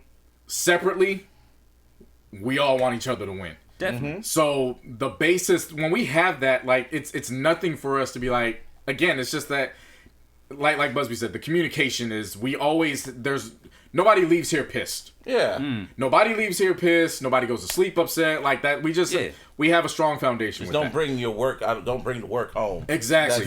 Exactly. So that's just what I was getting at. Yeah. Well, I didn't think you were soft for like for me when I saw it I was just like, wow, that really triggered and that hit that really struck a nerve with him. Wow, like that struck him, because with me it was just like, for me it was damn, that's crazy. They stuck around for it though. Shit, that wouldn't happen in our fucking podcast, so I'll tell you that guy. That's what I thought too. And that's what I thought too. Damn right. Yeah, that's what I thought too. Like, it wouldn't happen to me though. Nah, because like I said, different types of people, man. Like I said, off jump, right? I had to earn your respect to be fucking on the show like that. You know what I mean? Me and JC, we go back. I trusted JC. He earned my respect. The thing is, I trusted JC. You know what I mean? I trusted JC, and he wouldn't bring no bullshit around me. Because I'll call it out. Oh, that part definitely. Right. Yeah, especially. I was about to go on another rant. Yeah, don't do it. But yeah, you know what I mean. It's just that's just what it is. Like, that's what I like about our podcast is that we have common sense and we have communication, and that's what I like about it too. We can get heated. And we know, which we have, which we can, and we know it's not gonna go. I love the fact that we know it's not gonna go into a personal. It's not gonna go personal. And just in case, there have been moments where I've hit both of you guys up like, hey, y'all good, everything straight, you know what I mean? Like, how you doing? You know what I mean? Just on a regular type shit. Yeah. It's just like, that's just all it is. That's when I look at this part, when I see what happened, what Joe did, I just like, that ain't gonna happen to me. That's what I said. That's not gonna happen to me. Like, it was like a lesson. What that whole situation is literally like a lesson of what not to do and what to do. Yeah. And it's just like, and it's a damn shame that it happened that way. It is. So, like I said, when it comes to the Joe Budden saga, to be continued. Shot plate. Somebody did this? Oh, yeah. That is powerful, nigga. This is beyond. This is force is strong. Your soul. The force is strong within you, Joseph. Oh, dude. What would his Sith name be? Joe. Just Joe. Darth Budden. Darth Buddenous. Darth Buddenous. Darth Buddenous. Damn, man. This is a damn shame, dog. Darth Destroyer. You're the chosen one! I want to make it perfectly clear. I'm not in favor of it going this way. We are. I would have much preferred it. Definitely. Like, I would have much preferred it the other way than it being Marlowe's way. You know? Yeah. I wouldn't have wanted it to be Marlowe's way. Yeah. Would have wanted to be the other way. Right. But I guess it's got to be Marlowe's way. It has to be the way it is. Yeah. My name is that's Joe Budden. His name is his name. His name is his name, man. Anyway. There was something that I did want to get into that we've been missing over the past couple weeks. That was important. These Apple Music city playlists. Oh, yeah, that shit. These regional playlists. What's number one in Frisco? Round of a fucking applause. That is a good question. There is no more excuse for somebody coming into a group chat or just a common a talk saying, "Oh, nobody plays that." Nigga, did you check your region playlist? Because there's region playlist. I'm pretty damn sure. Funny, bro, but you're so on point with that shit. I'm pretty damn sure. Out here in the Bay, as of right now in San Francisco, number one is that Doja Cat song "Kiss Me More," and it's still been number one. There, like them and Moneybagg Yo. Right now, let's go. Wow. And J. Cole's number 3 for now. Waukesha, dude, I fucking told you. Waukesha, man. As soon as I fucking heard that shit. No. Alright. You gotta listen. Well, I do listen, and I was like, yeah, it's cool. Want and Need still there. Anyway, what's the point you're trying to make? Just that I love the idea of it. Especially like if you're think more especially for people. I know, but if it was 2006, you gotta think about this too. The Bay Area in general is a very transplant area, right? Like not a lot of people are from here anymore, you know. Yeah. So and it's not the hyphy era. Yeah, that part. I know, like if it was 2005, 2006, Oh, I would bet money kicked out the club. You get like a Santa kicked out the club. Tell me when to go. Super hyphy. You know what I'm saying? All Santa Clara function, maybe. I don't know. You know what we seriously need to do? What's that? Especially at some point over the summer, we need to come on here and we need to do a March Madness style. We've always done of what? No, we need to do a best Bay Area slap. We need to put them up head to head, 30 to 45 second samples live, and just like let them verses. Yeah. And we all pick them. We don't even have time to think. Just let them play, and then we pick them, and then we go on to the next round. Makes sense. Something like that. This is the perfect time to do it. We're going into the summertime. Yeah. I like that. Well, like that would be good. But to get back into it, I just love the idea of when you travel, especially now that everything's opening back up. When you go to different places. Okay. Yeah. It's like, okay, well, I'm gonna be out here when I'm pre-gaming. Let me see what's slapping out here. Right. Go down, just get a quick top 25, just to check the temperature, see what's going out as you're about to hit the nightlife. Or in some cases, day parties. Yeah. This is what's gonna be out there in the area. Yeah. I completely like that. Yeah. Yeah. That makes sense to me. Interesting, though. For sure. Well, speaking on charts, we might as well stay on that topic. On three-headed monster news, we need a sound for them. Seriously, like what's the sound for the three-headed Godzilla roar? 300 monster news. Oh my God! Okay, it's happening. Everybody stay calm. Everybody stay calm. Everyone, what's the procedure? That's the sound for now. I want to figure something out. I want to start this off by saying I don't know where my head was at. I was going to talk about Drake first. Oh, I was talking about J. Cole. Well, let me do on Drake first because it's. But I just want to make it very clear, both you guys were right. I told you he's gonna say he's right. Yeah. Thank you. Can I get a thing? Again, this is why this podcast works.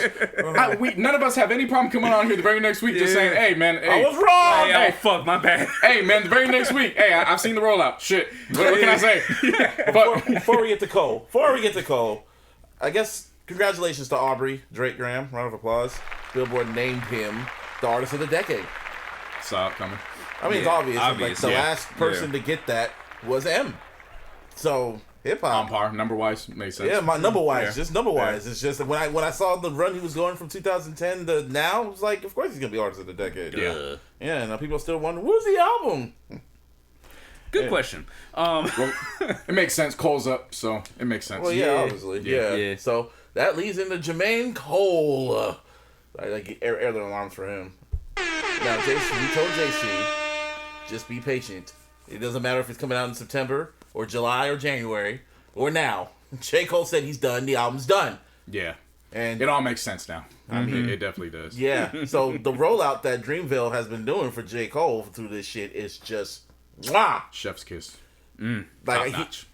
Top notch. First he dropped top tier. I guess you can call it single or a sampler or whatever. It's definitely a teaser. A teaser because he said he didn't want to less than 2 minutes. Yep. It was an interlude. And he rapped his fucking ass off, as I expected. And I'm like, huh. I was like, okay, I thought he was done. No, he wasn't done. Then then he announced a documentary. Did you watch the documentary, JC? No? No. Damn it. I'm not the only one that watched it. Anyway. Because you're the only one who had time to watch it, goddammit. Man, I told you I was working all week. Well, I was working too, and I made time. It's last week of basketball regular season. It's last week of the NBA regular season, man. A lot of shit's going down. Anyway, we gonna get into that pretty soon. J. Cole did a whole breakdown of the offseason. He was talking to 21 Savage, and he was kind of talking to him. He really like that. I wanted you to watch it because he literally broke down why he's calling it the offseason. I'll watch it tomorrow. Well, he called it the offseason because he feels the same way he felt when he was doing the warm-up. Because he felt the warm-up was warming up for what's to come for his solo career and shit like that. So he's calling this the off season because he's like in the warm up stage, like, you know. Look at your man. Look at your cousin, man. I'm saying, man. Yeah, it's pretty much. Why was I so scared, man? I mean, you overthought it. When me and Martin tried to tell you, just trust J. Cole.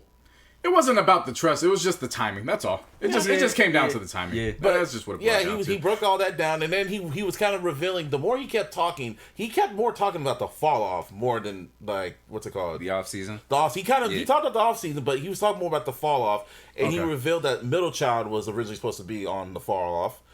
And that makes sense. And I remember when he talked to Angie Martinez, he said that Everybody Dies, False Prophets, and those 2 tracks that he released like last year, like The Climb Back and The Lion King on Ice, that was all supposed to be on the Fall Off. Okay. And he said he's been hoarding tracks for a long. He's hoarding like a lot of tracks that he's saving for the Fall Off. And the way he keeps talking about it, he's talking like this is the last. This is his Black album. This is his Black album, which I expected. Yeah, I said he was going to be the first one out of the 3. But he's right now we're at the off season, and then he's gonna, and after that it's gonna be It's a Boy, which is probably gonna be dedicated to his son, and then it's the Fall Off. Yeah, when I had time to, this was even before this week had taken place with everything with the rollout. When I had time to actually think about everything, Martine was 100% right. Like it just made sense because if I'm thinking about the 3 of them, if all of them were to do an imaginary tour, which one of the 3 is going to open up? J. Cole. It's gonna be Cole. So J. Cole is an opener. So why? And that's no disrespect. If they go talking about the top 3. Yeah, like are you kidding me? We're talking about it. We're talking about elite. So there's no disrespect here. Yeah. He's closing if they're in North Carolina. Oh, easy. Like no doubt about that. But no, that makes sense. So when I had time to think about that, it was like no, they're right. Everything that has just been presented, it's like okay. Cool. Everything makes sense. His explanation makes sense. And then when he shows up on Slam Magazine, like, oh, I'm gonna go be playing. I'm playing overseas. In Rwanda. Yeah. And I'm like, wait, what? You playing in Wakanda? Wait. What kind of shit is that? Wait, what? I was like, wait, oh yeah, NBA Africa. Wait, what? And said it's only for 10 games, right? Just 10 games. I think so. Yeah. Like the summer league or some shit. And then even though he explained the off season, to me it was like, okay, now the little double entendre shit. All right, this makes even more sense now. Okay. And you already know he's filming videos. He said even that he's been filming videos and going to the studio, and they're still mixing the album right now as we talk. Probably. He got to work on his dunk landing though, man. They said that wasn't cold. They said that video wasn't cold, but in our narrative, that was cold. The way couldn't fool me. I mean, we'll see. Man, if that was him, that scared me a little, man. I'll say this: you can't dunk like that and then fall like that. Lil man, bro. What the fuck? And another I said that scared me, man. Scared me a little. Scared me a little, man. Oh, gotcha. Yeah, not little, man. And when he was also talking about like the era he's been going in right now when he did all those features and shit. He said he went to every feature like it was an album. Like he was in album mode when he was like doing those features. That's why he sounded so overpowering with all his verses and shit. And I was just gonna say, like, as soon as you said that to me, I was like, well, that makes sense because he went super hard on all those and fucking I made features. like a playlist of like all the tracks from what was supposed to be on the Fall Off and all his features, and I sequenced it. And when I was listening to it, they all flowed. I was just like, from the DJ Khaled feature all the way to I guess now, I was just like, wow, he's like what I got from it. Oh boy, he seemed depressed. Dead ass. He seemed depressed, and he seemed like he was in a dark place. Not the London. Well, maybe the London. I don't know. But he just seemed like he was in a pretty dark place-ish. And now he kind of feels he just wants to get all this shit out now. He said he feels better now. That's what I got from the verses. Because he said it. I'm in a better spot now. On the interlude? Maybe. No, not even. It was like another verse. But it was just like, whoa, okay. And he said he feels cool now. So, yeah, the off season is dropping this Friday. Well, yeah, by the time you hear this, you'll probably hear it. We'll be back next week to talk about it. Be ready for it. Yeah, I'm excited because on the LA Leakers freestyle, I haven't heard him spit like that since the warm up. Like this, I have. When he was spitting like that in 2014. He's definitely spitting like that. Well, I always go back to I always go back to the warm up. Like I just haven't heard him just with that aggressive, like that hunger. That's how he was rapping on that. It reminded me of the warm up. And I was just like, this dude's just a whole other zone. Like, I just remember when, I'm just going to the other topic about Cole, because I remember when they were doing the whole Drake and Kanye shit. Like, everyone's like, oh my God, that's hella fire. And I was like, a Drake and Kanye collab album? Nah. Honestly, a Drake and fucking, J. Cole album would be fire. And then I was really thinking about it. I was like, yo, he really is the middle child because he has chemistry with both of them, Kendrick and Drake. Yeah. So he could literally do. That's why he's literally the middle child. He's literally in the middle. He's the perfect balance. That's why he's like, fuck this, I'm done. A Cole and Wale album. Cole and Wale album too. Perfection. Yeah. I mean, like a Cole and Wale is just to me. It's got to be a Cole and Kendrick, man. I know that's the one that people want. Yeah, that's the one. But to me, Cole and Wale, they have a lot of chemistry. Yeah, like no doubt. That's I'm not downplaying that. You know what I mean? Yeah, that's the chemistry one that I would rely on. Who would Cole be if what's his name? If Drake is Agent Smith and fucking Kendrick is Neo, who's J. Cole? The Oracle. I'm just playing. That's a good one. That really is a good one. Who is J. Cole? Because he's literally in the middle. He can go either way.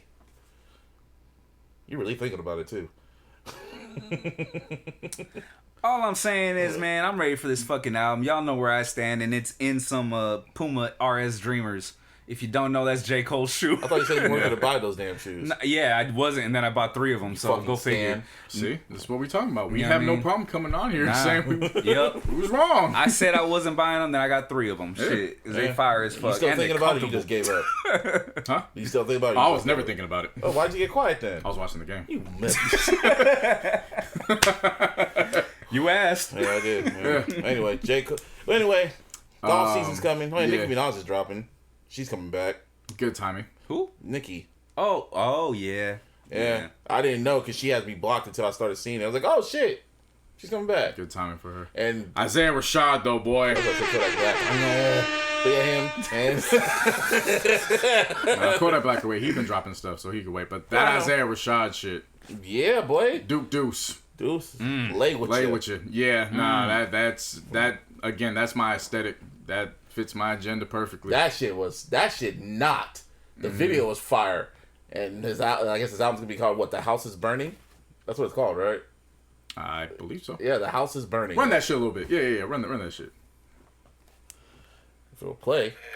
There you go. This whole top part doesn't take us down. Because that happened when I played Humble. You played Humble twice. That's what happened. Still. And you played the whole thing twice. Well, don't play the whole thing. Or not. That's why we're talking over it. Yeah, exactly.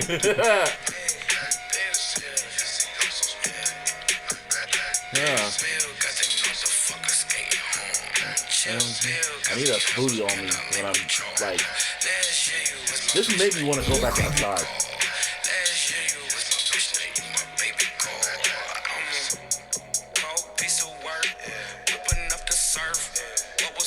Wait, I can't even stop it right now. My finger just won't go.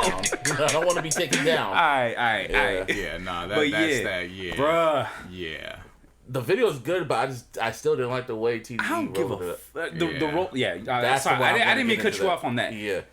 I don't give a fuck about the video, but that rollout was complete trash, bro. Isaiah, you said you saw it on Instagram, so tell the people what you saw. All that just to put the loading bar that just said Isaiah Rashad. Yeah, so there was the loading bar, right? The original one with no name, just something's coming, blah blah blah, right? Mm-hmm. Then it switched over, and it said Isaiah Rashad loading, same thing. Then, as it becomes the time that was posted up, I forget what it was. It was like 4 o'clock or 7 o'clock, West Coast time. Yeah, and Top went on live, and they were at the video shoot. And it was the Isaiah Rashad video shoot. You know what I mean? Bro, if you looked at those comments, no bullshit. Oh, when's Kendrick? Kendrick. Yeah. This is some bullshit. Like, they set fucking stop, bro. Yeah. They set him up bad for that. They shouldn't have did him like that. There was no reason to do a rollout, an announcement for that. No. I mean, there was a reason to announce that, just not that way. That way. If you're going to do it like that with the loading bar, put Isaiah's name in it, right? So that way it's obvious. There's have it literally loading up. Have it literally loading up. Make it a mystery at first, but then the next day, just have it loading, and you see the name Isaiah Rashad. Or just put Zay season or something like Zay season, just something. So that way everybody knows. No, and the way they did it as a troll. Yeah. They did it as a troll because everyone like after LeBron made that fucking statement, like we need new Kendrick. Yeah, that was it. Yeah.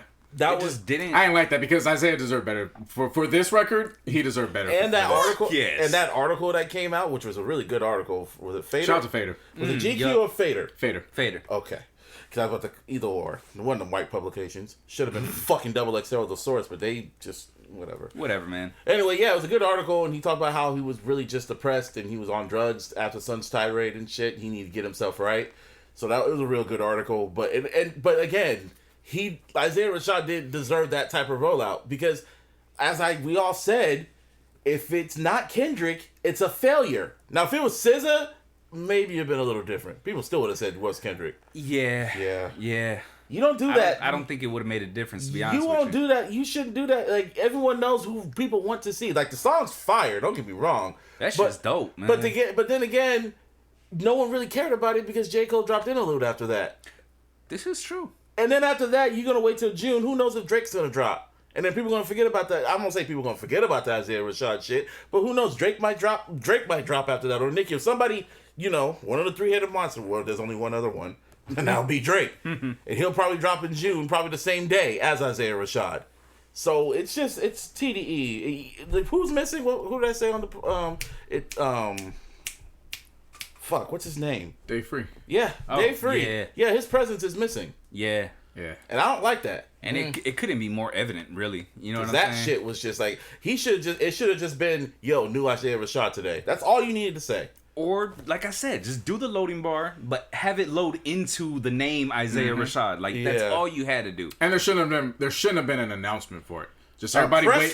Everybody wake up one day. It's loading Isaiah Rashad. Yeah, exactly. That's all it is. Exactly. You don't need the whole press release bullshit. The fucking none of that. Like just the fucking Instagram post, and that's all you would have fucking needed. That's a rare.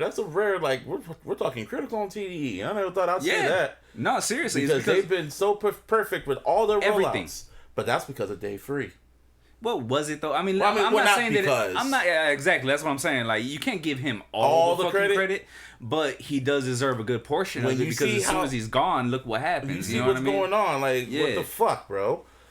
Just because at the end of the day, we will know when Kendrick is coming. I'm telling you, this music industry is just like watching a basketball team. Mm-hmm. You take away a key component. You take them off the court and you really see how it maneuvers. It's not the same. Mm-hmm. Yep. Like if this was like 2000 something, it would be maybe a little different. But Kendrick's been gone for almost 5 years now, and we've been waiting. I'm perfectly fine, but the casual fan, we want Kendrick. Yeah, no, the casual fan is like, and they're gonna resist. And they're gonna resist Isaiah Rashad. That's the sad part. He didn't deserve that. Yeah. And that's the thing, man. Like, I don't know now. Even though that the single is fire, right? Mm-hmm. I don't know if he's gonna get the how do I put support? Nah, like the fair chance, pretty much. You know what I mean? Just to make a name for himself. And then to say the album's dropping next month. That's what that. And they didn't even announce when the album's dropping. You have to read the GQ. Crazy. Wow. Yeah, that's like you're gonna announce it next month. That's what I'm saying. Because who's gonna drop? Someone's gonna probably drop next month. Unless he drops another track before then. Hopefully. I could kind of see how that would work out, but if he just tries to drop nothing else in between now and the album, then that's super old school. Not going to work. It's not going to work. This works completely against him. This Thursday it should have been loading bar, Isaiah Rashad. That night, the video and the song. Midnight, yeah. And granted, J. Cole's dropping, so maybe it's unfortunate, but shit, why wait? We should be getting a new Isaiah Rashad album same day. Fuck it, why not? New J. Cole and Isaiah Rashad the same day? Who cares? Yeah. Let's get it. Why are you gonna wait? Like, what's the big deal? Yeah. You know what I mean? Like, it's not like... Top dog, what are you doing? I'm not saying this to be disrespectful to Isaiah Rashad. Yeah. Because it's not. It's just being realistic. What was the realistic chance that he was gonna top the Billboard charts anyways? Yeah, let's you know what I mean. Funky. So to have him drop the same day as J. Cole, it's not a slight. If anything, it's like, oh shit, cool. I'm gonna listen to Cole. And I'm gonna fuck with Isaiah Rashad. That's my weekend. Niggas leave me alone. I mean, you remember like a few when Victory Lap and Redemption dropped the same time and shit like that? Yeah. Yeah, like why not that? Like why not? Everyone's too scared to go up against each other. And it was a good weekend. Yes. No, Redemption didn't drop the same weekend as Victory Lap. I was going to say, I don't think it was Redemption dropped the same weekend as... Astroworld. No, the Carters... oh, yeah, damn. And all that. Yeah. That's but still, that's the same shit. Right. You know, overall, when good music drops the same weekend, it's not as... It's just a good weekend to me. Like seriously. These labels think it's like the worst thing to happen, and it's counter to that. It's actually the opposite. Yeah. I'm looking at that shit like, oh shit. Yup. It's a dope weekend for me. Either that, I still just blame TDE because... No, it was a bad play. That was a really bad play. For Isaiah Rashad, he deserved better. He definitely deserved better. Because that song is too hard. Yeah, that song is hard. Video is hard. Cold piece of work. And then in the end, that little snippet they played in the end. Yeah. That shit was nasty. Put that shit in black and white too. Let them get a few words off and then cut that shit. See, I'll give them when they do their videos. Oh yeah, all their videos are fire. SZA went platinum. Shout out to SZA. Yeah. And again, Nicki's coming back, and I hope she learned her lesson. Oh yeah, she probably come back because they got that HBO Max special coming, that documentary that's gonna be on HBO Max and shit. But yeah, she's been, and that's the thing, she's been quiet since January, Nicki, and then she's been quiet for a while. Good, she had a kid and shit. Yeah. So well, Queen dropped 2018. Yeah. Yeah, she's on par. It's about her time. Yep. I've been missing out on this for a couple weeks, but I want to give a special shout out to Master P. The nine and for what? I don't know if you guys have just seen this on Instagram. Master P just been making moves, man. Master P just went. I just feel like that's kind of normal for him, so I don't really like check on him like that. You know what I mean? Got him and his family. They own ice cream now. Oh. Was it one of the sons went and committed to play ball at an HBCU? Good for him. A couple of the other sons went and I think they started another family business. Like, it's Master P. He's just out here just making moves. Just hustling, man. Yeah. That's what he does. Want to make sure he got his flowers. Yeah. For sure. So salute to Master P and the Miller family. Let's see what else is basketball. We're playing basketball. As we're recording, we are midway through the final week of the regular season. It's shaping up to be Lakers and the Warriors for that 7 seed play-in game. First thing first. Next Tuesday. Put some respect on Steph Curry's name. We'll get there. Well, Lakers first. My bad. Yeah. You kind of rushing stuff. My bad. We'll get there. We in 7 seed, right? I mean, you wanted this. Is what it's looking like, right? Yeah. 7 seed. I'm looking at this like this look like a ribeye, man. We believe. This is like a ribeye with butter, man. Oh shit! AD's look good the past 3 games. He's obviously sitting out this one tonight. Good is an understatement, bro. Yeah, he is balling. Which after the Knicks, like I fully expect him to sit this one out, and I fully expect to see him once the playoffs start in braids. Yes, like put the braids up. It's time. You know what I mean? Bron gonna come back. He gonna do what he do, so that's fine. Basically, at this point, we're just waiting for Schroeder and Caruso to come back as healthy as they can be. Yeah. But yeah, no, it's shaping up to be Lakers and Warriors at the 7th and 8th slots to play for that 7th seed. Oh man, next Tuesday. That sounds. Oh man, and that is shaping up to be a top 5 night on Twitter of the year. No matter who wins. Yeah, we're talking about live tweeting as the game is happening. Yeah, that's gonna be everything on the timeline. Yes, everything. It better be a good game too. Yeah. I don't mind if the Lakers win by 30. Yeah, that's fine. I don't care. I mean, for y'all, but for me as a casual fan, I want madness. I don't give a fuck if it's a great game, if it's a great game, I'm cool with that. Because I missed the Lakers and Knicks game because the Knicks are just. Oh man! I know it was a classic. I know. I heard. It was a classic. I missed it. It was no classic. It never happened. 90s game that went I said it didn't happen. I didn't see it. Number 5, never happened. 3, looking real nostalgic. Like you feel me? Well, like THT played like shit the whole night, and in those last 5 minutes, he showed why he is him in training. Definitely. I love that kid, man. That sounds nice. Special. But, it's just something about that 3-point shot, bro. Like at the end of the game, it just no fear draws back memories, though. You know what I'm saying? Like it just. I just saw Knicks fans. Love it. I went online and saw Knicks fans like their soul was crushed because they couldn't beat the Lakers. I kind of laughed. I was like, "This is." Which is funny because they just beat us a few weeks ago. So it's like no, but then they want the smoke. No, you know why? You know why it hurt them? Why? Because if they beat us, they would have secured the playoff spot. So they have to wait another game. They have to wait another win. It would have been like a stamp. Yeah, it would have been like we beat the Lakers, the champs, to get our playoff spot. Man, Knicks tape Twitter would have been insufferable that day. But they didn't. And Spike Lee was in the arena, and AD was and staring Bron had the last laugh. Yeah, Bron came out in his shorts and all green, laughing at him too. With his mask on. Was there laughing his ass off. In his face. Kobe looking down in the sky, just like from the rafters. No, he was probably on court laughing in his face, in his angel wings, like ha ha. Yeah, I wouldn't doubt it. Sounds about right. I want to give a special salute out Russell Westbrook. Oh, most definitely. That boy's been on a That is now certified Mr. Triple Double. Yes, you put some respect on his name. Triple double face. Man. It is now funny watching people praise him that for years didn't want to praise him. Yeah, that's a funny shift to see. That's how it goes. Yeah, that's wild, but it is what it is. The game is the game. Mm-hmm. Salutes Russell Westbrook. This is another reason why I don't like championship culture, ring culture. I guess I should say. Okay. Because if you don't win a ring, you're a terrible basketball player, and it's like that. That doesn't equate, man. Like, what are you talking about? Yeah, I know. Like, there's a lot of great, like Allen Iverson. Yeah.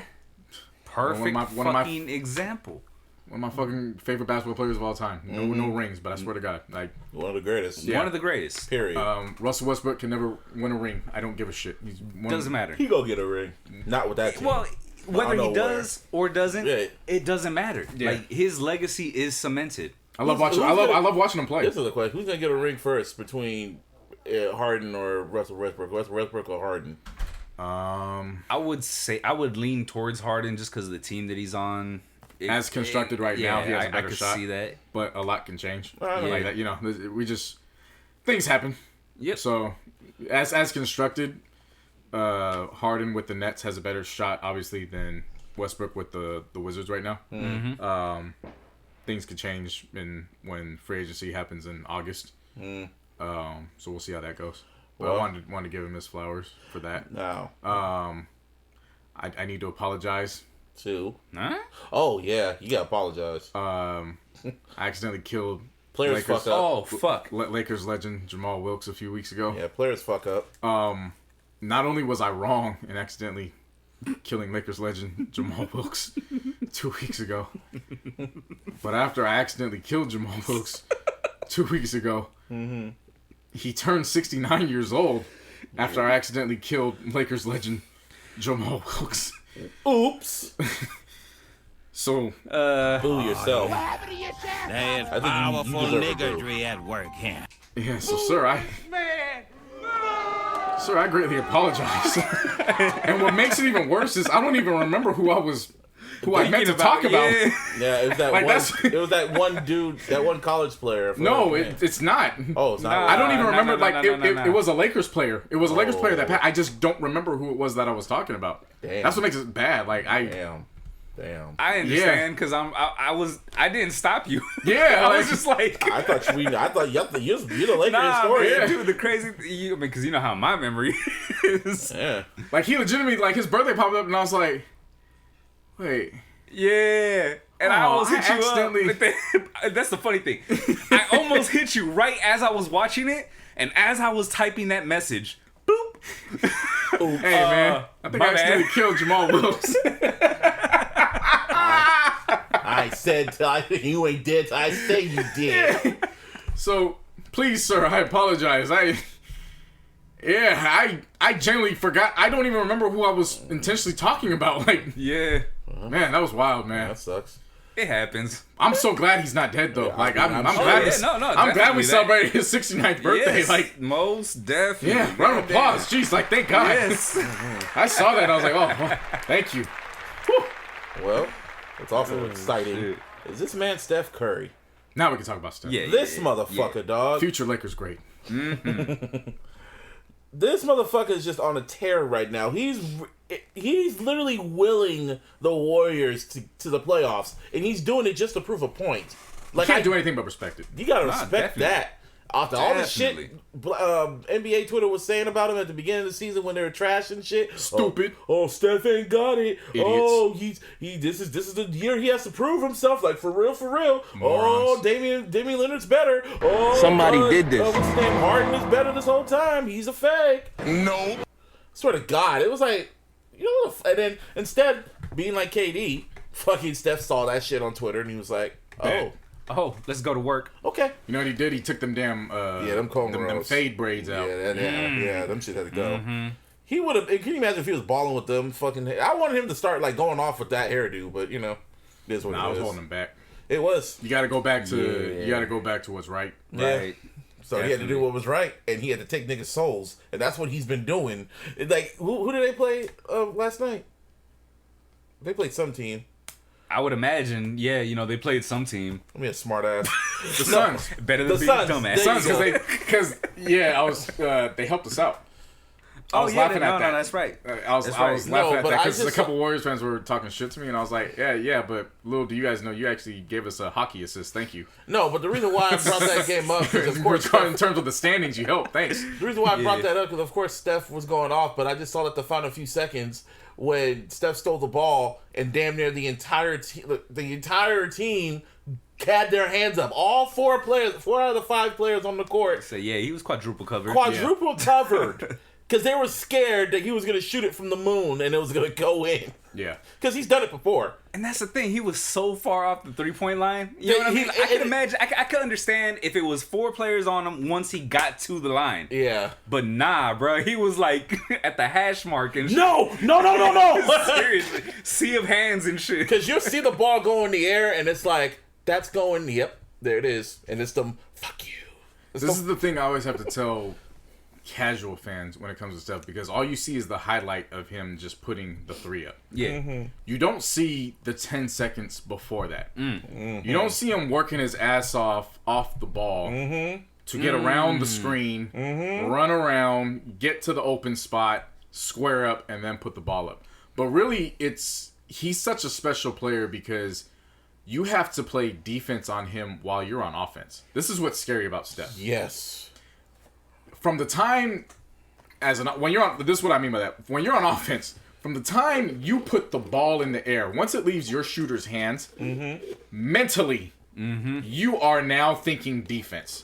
Because you now have to account where the hell he is on the court, assuming the ball misses. Yeah. And assuming it's a defensive rebound, now you have to account where the hell he is, and if you're scrambled, you're low-key to the fucked. spot.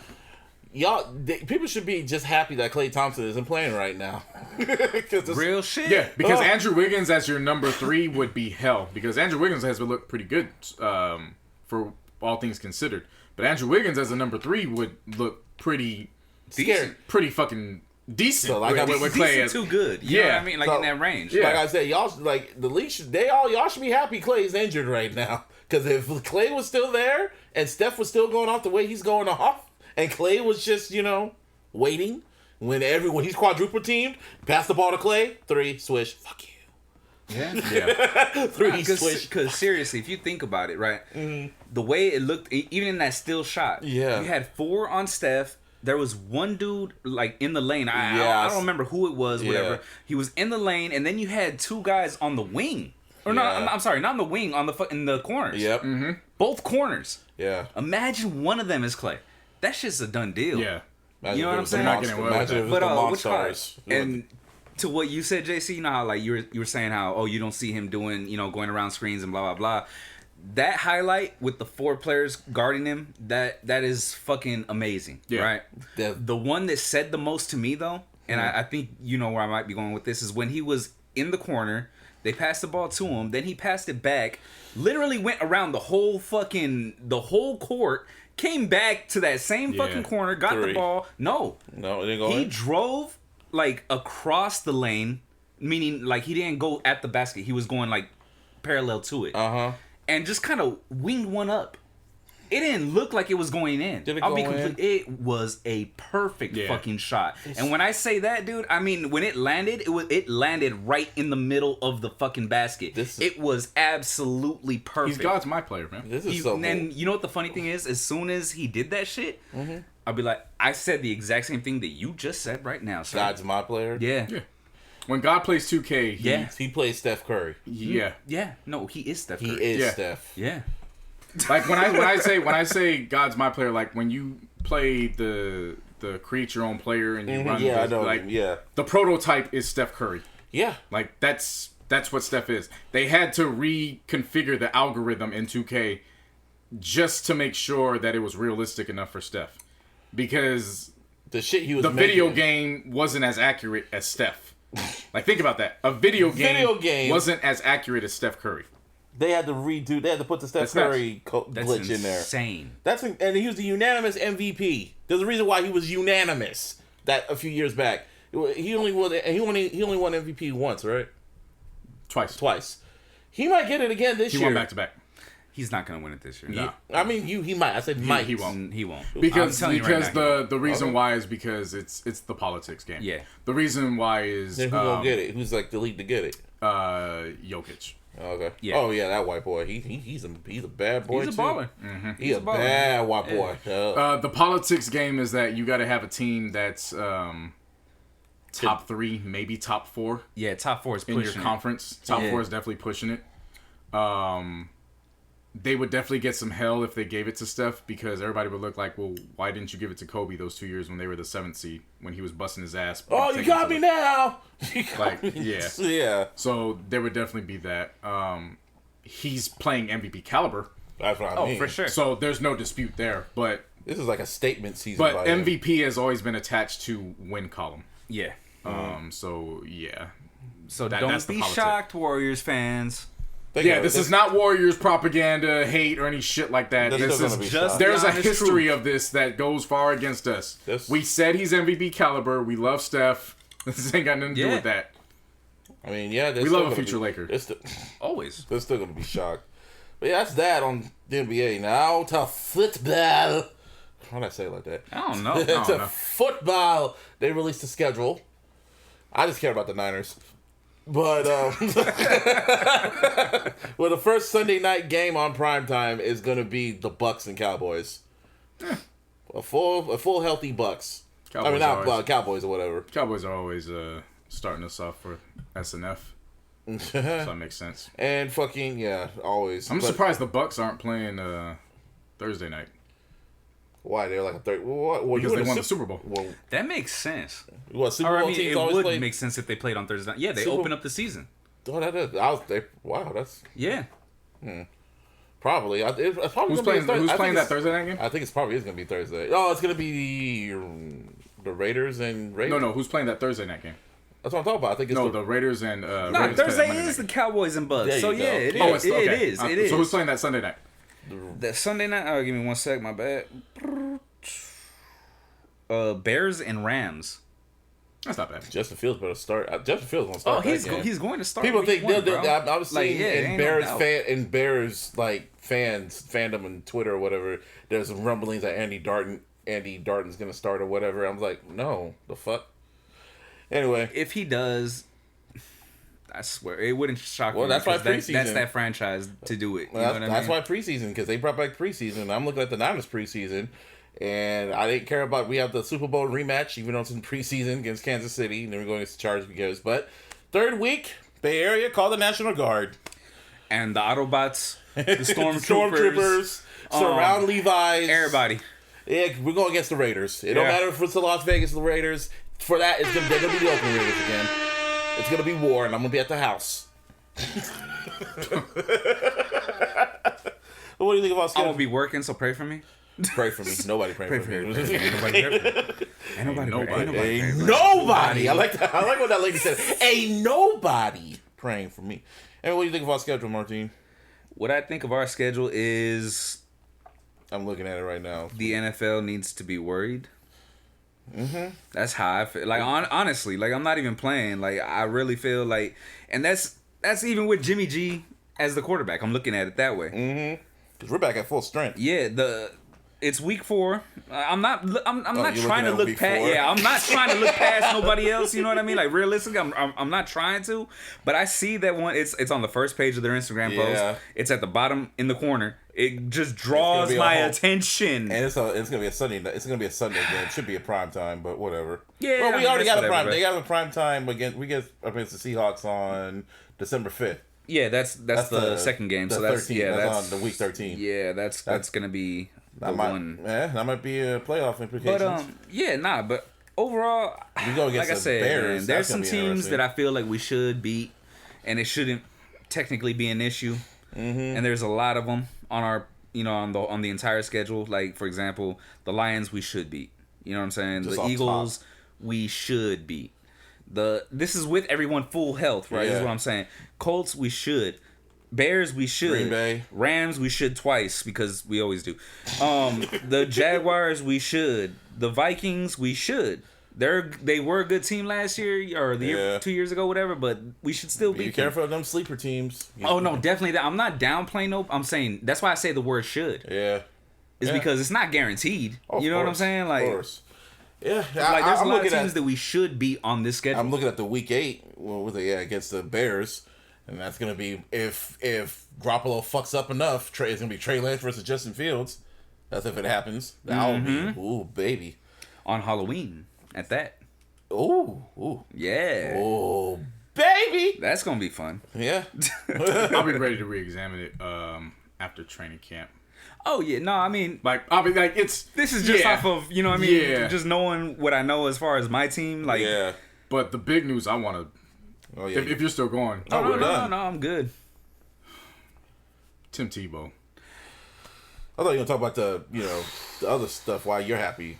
Talk why the Raiders are playing. That's that, man. Yeah, whatever. Tim Tebow, man. White privilege. Like. White privilege. So one nigga took a knee.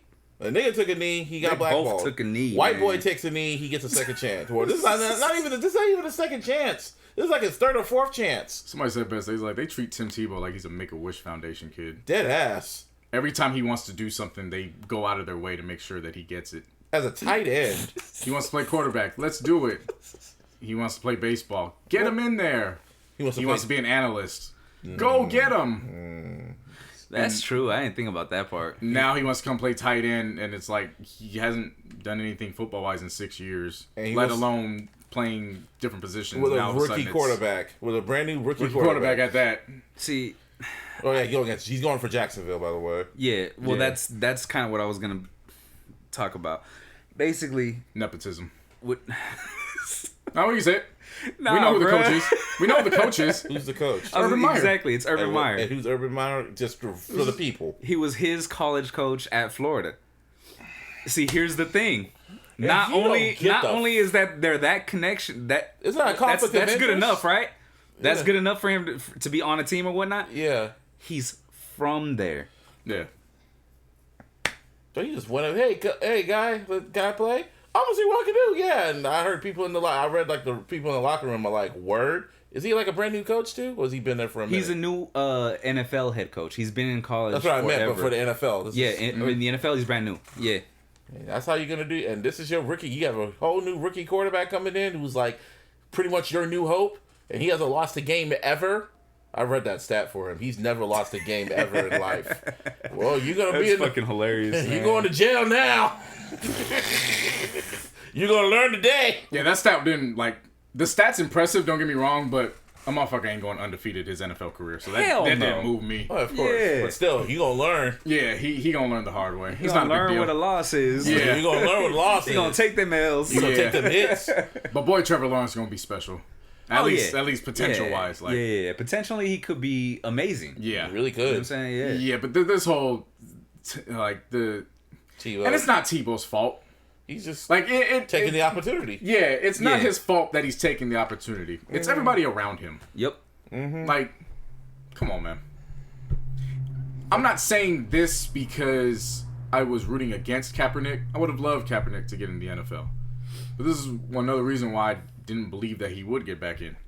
They were going to pick everybody and anybody before Kaepernick. Yeah. Mm-hmm. Yeah. I wish there was a ticket on who would get in before, Tebow or Kaepernick? Tebow. I would have picked Tebow. Yeah. I would have won a lot of money today. Mm-hmm. Like, the Kaepernick years on the Niners, though, that was a time. That was a time. I'm just going back to that. Like, damn, and now we got Trey Lance. Good times. Stressful. Back again. This year's going to be exciting. That's my prediction. It's going to be exciting and stressful. Hopefully I don't punch the wall. NFL season, man. It's going to be very stressful. Or normalized season. What's up? Normalized season, too. Normalized it. Fans fans back now and shit. I didn't think about Players that. got their vaccine shots, so we're not going to, you know. There's not going to be there shouldn't be any holdups anymore. Right. Yeah. I was going to ask y'all this, because I'm going to ask y'all this last week, because after the draft I was seeing all this shit. What NFL fan base deserves to see their team like win a Super Bowl at least once? Titans. Wow, instantly, huh? Why you say the Titans? Titans are good.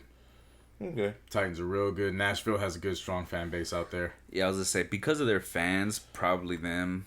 I was for shits and giggles. I'll say the Browns. I would say the Bills. The Bills, yeah. Bills do too. The Bill, like, and not even so much the fact of how crazy their fans are, because that would be must see TV alone, just the celebrations. You know what I'm saying? Yeah. Mm-hmm. But the fact that they went to 4.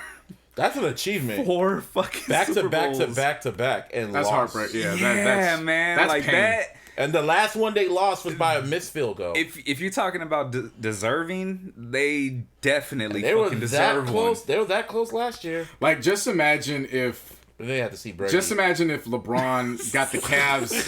Just imagine if LeBron got the Cavs against the Warriors those 4 years and didn't win in 2016. Oof. Like, Yeah. Just imagine that. He would have still been in Cleveland.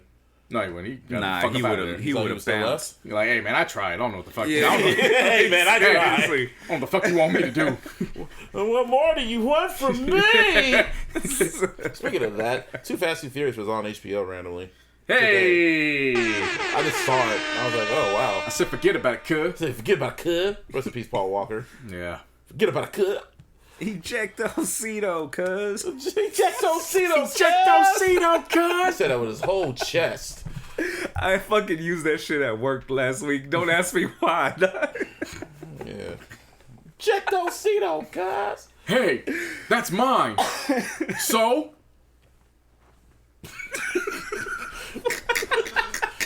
Yeah, Too Fast, Too Furious was one of These munchins. Like I said, bro. We hungry. We hungry.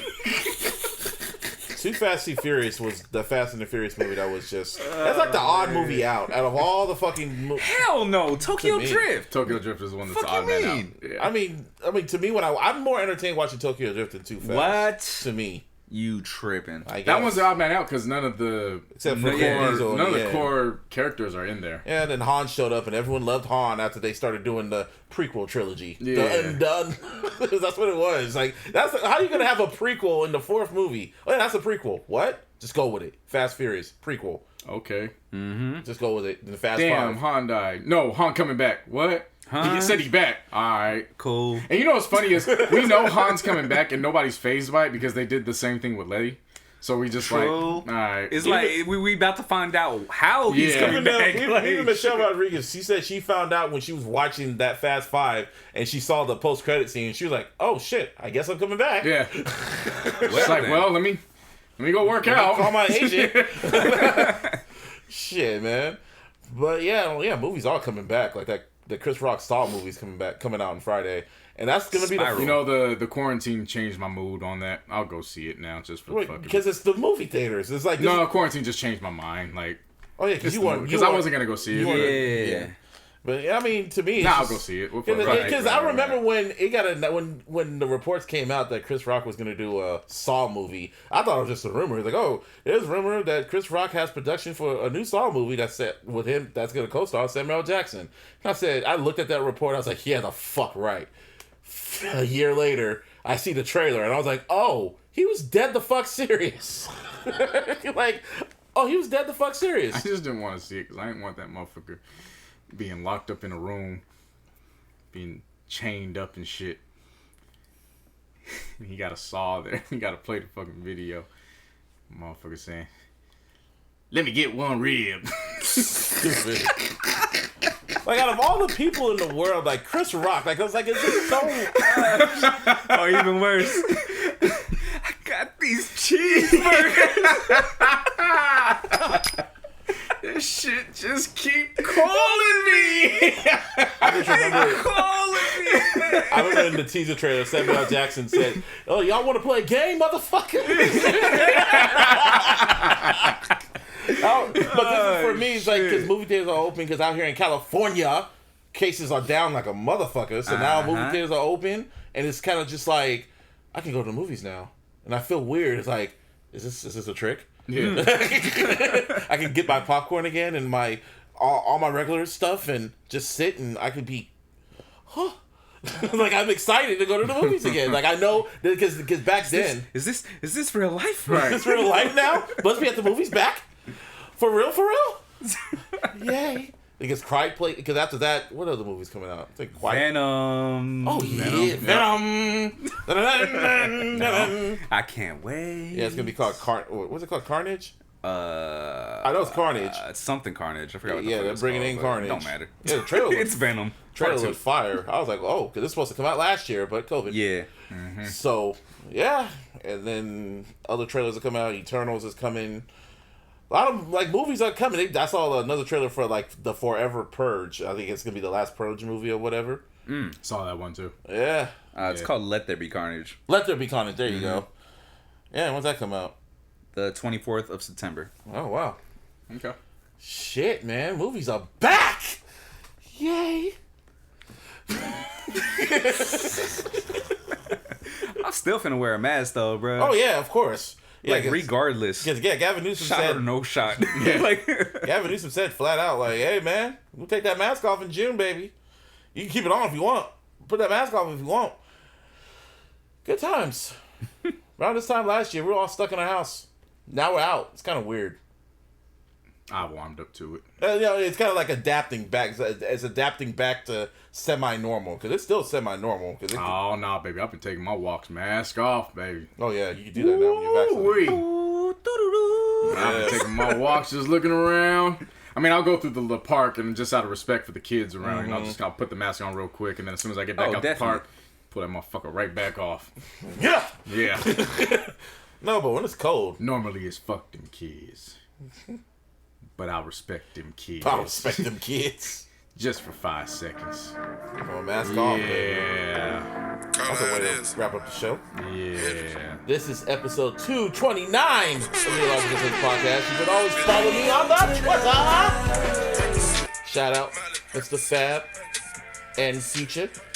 You can always follow me on Twitter. Somebody did this. You can always follow us on Twitter at iLLogicalSP. You can follow us on Instagram at iLLogicalSense. And of course, on the Facebook. Give me a hell yeah! Nah, it'll conflict with all the sounds. Yeah, no, that's why I was like... Put it on low. Just turn it down, yeah. Shit. And on all social media. And on all social medias, you can find me, JC No Honey. Let's do that again. Do it again. And on all social medias, you can find me, JC No Honey. Hey, good timing. You can also follow In My Zone Radio at In My Zone Radio. Streaming on Station Head every Thursday at 3 p.m. Pacific time. And the next episode, which I believe is episode 6, might be 7. I forgot which one of the motherfuckers it is. It'll be streaming the current iLLogical Sense playlist, which is live now. I curated this one pre-game. Yes, sir. It's May. Did you sequence it? It's barbecue season. I did. Oh, nice. It's barbecue season, man. We gotta sequence these ones now. Yeah, honestly, when I started my playlist, it felt like it's about to happen. Can you feel it? You know when May come around, when them playlists start coming, all you think about it's simple, man. You think about the women, the weed, and the weather. That's all you do when you think about it. Weather. If your music playlists don't coexist with those three, I ain't trying to hear nada. So that's just how it goes. It says in the description too, I think verbatim, it's just like The sun's coming up. Mm-hmm. My mind's on cruise control. I will see you guys during holiday season. Leave me alone. Leave me alone. My playlist is during the afternoon. Play that shit at 7. Sunset. Sun up. And you, I don't know, probably afternoon. No, the playlist is very outside friendly. Again, I curate when it gets to this time of the year. The playlist is centered around the women, because when the women are having a good vibe, the men will have a good vibe. That's why I can't wait for the bars to be open. Yes. So, In My Zone Radio is just going to be that playlist live. Everybody going to have a good time with that. That's what's up. Yes, I'm sir. looking forward to it. And you. And you can find me on all my social medias at Venomous408, spelled VNMS408. Ding. You can find me on all your digital streaming platforms under the name Venomous, spelled VNMS. And the Above the Clouds podcast. Man, I don't know what the fuck is up with Apple right now. Like, seriously, my last episode still ain't fucking loaded and shit. Y'all Hold up. Time out. I mean? This ain't for Venom, this ain't for you, and this ain't for Busby, but you know who this is for. Move this man! For Apple? Yeah. Because they fucked up our cover again, too. And the thing is, I tried fixing it, and everything is still, the images, like, I put our main cover with both of us on there and shit. I fixed the dimensions and everything, and it's still popping up. It's the iOS. It's the update. Yeah. It screwed everything up. Yeah, but I still do have the Above the Clouds podcast coming. It is on Spotify and Google right now. As soon as Apple gets their shit together, it will be there. Because I already have it all loaded up, so it should be good to go once they get their shit together. Right on. Right on, Yes, sir. Appreciate y'all. Yes, sir. I owe you guys respect. I don't know about Joe Budden. He don't owe y'all shit. I'm sorry. And with that But this said, podcast, we're not going to name this podcast later. This is called The iLLogical Sense. 2:30 next week. Equal opportunity. Shit. Stay tuned. Yeah, it might be an hour review for the off season. Stay tuned. Depending on how it is. Stay tuned. Well, nah, even if it's bad, that's what I'm saying. Like, fuck. Yeah. I think just be prepared. Be prepared. Bye. Peace. Peace.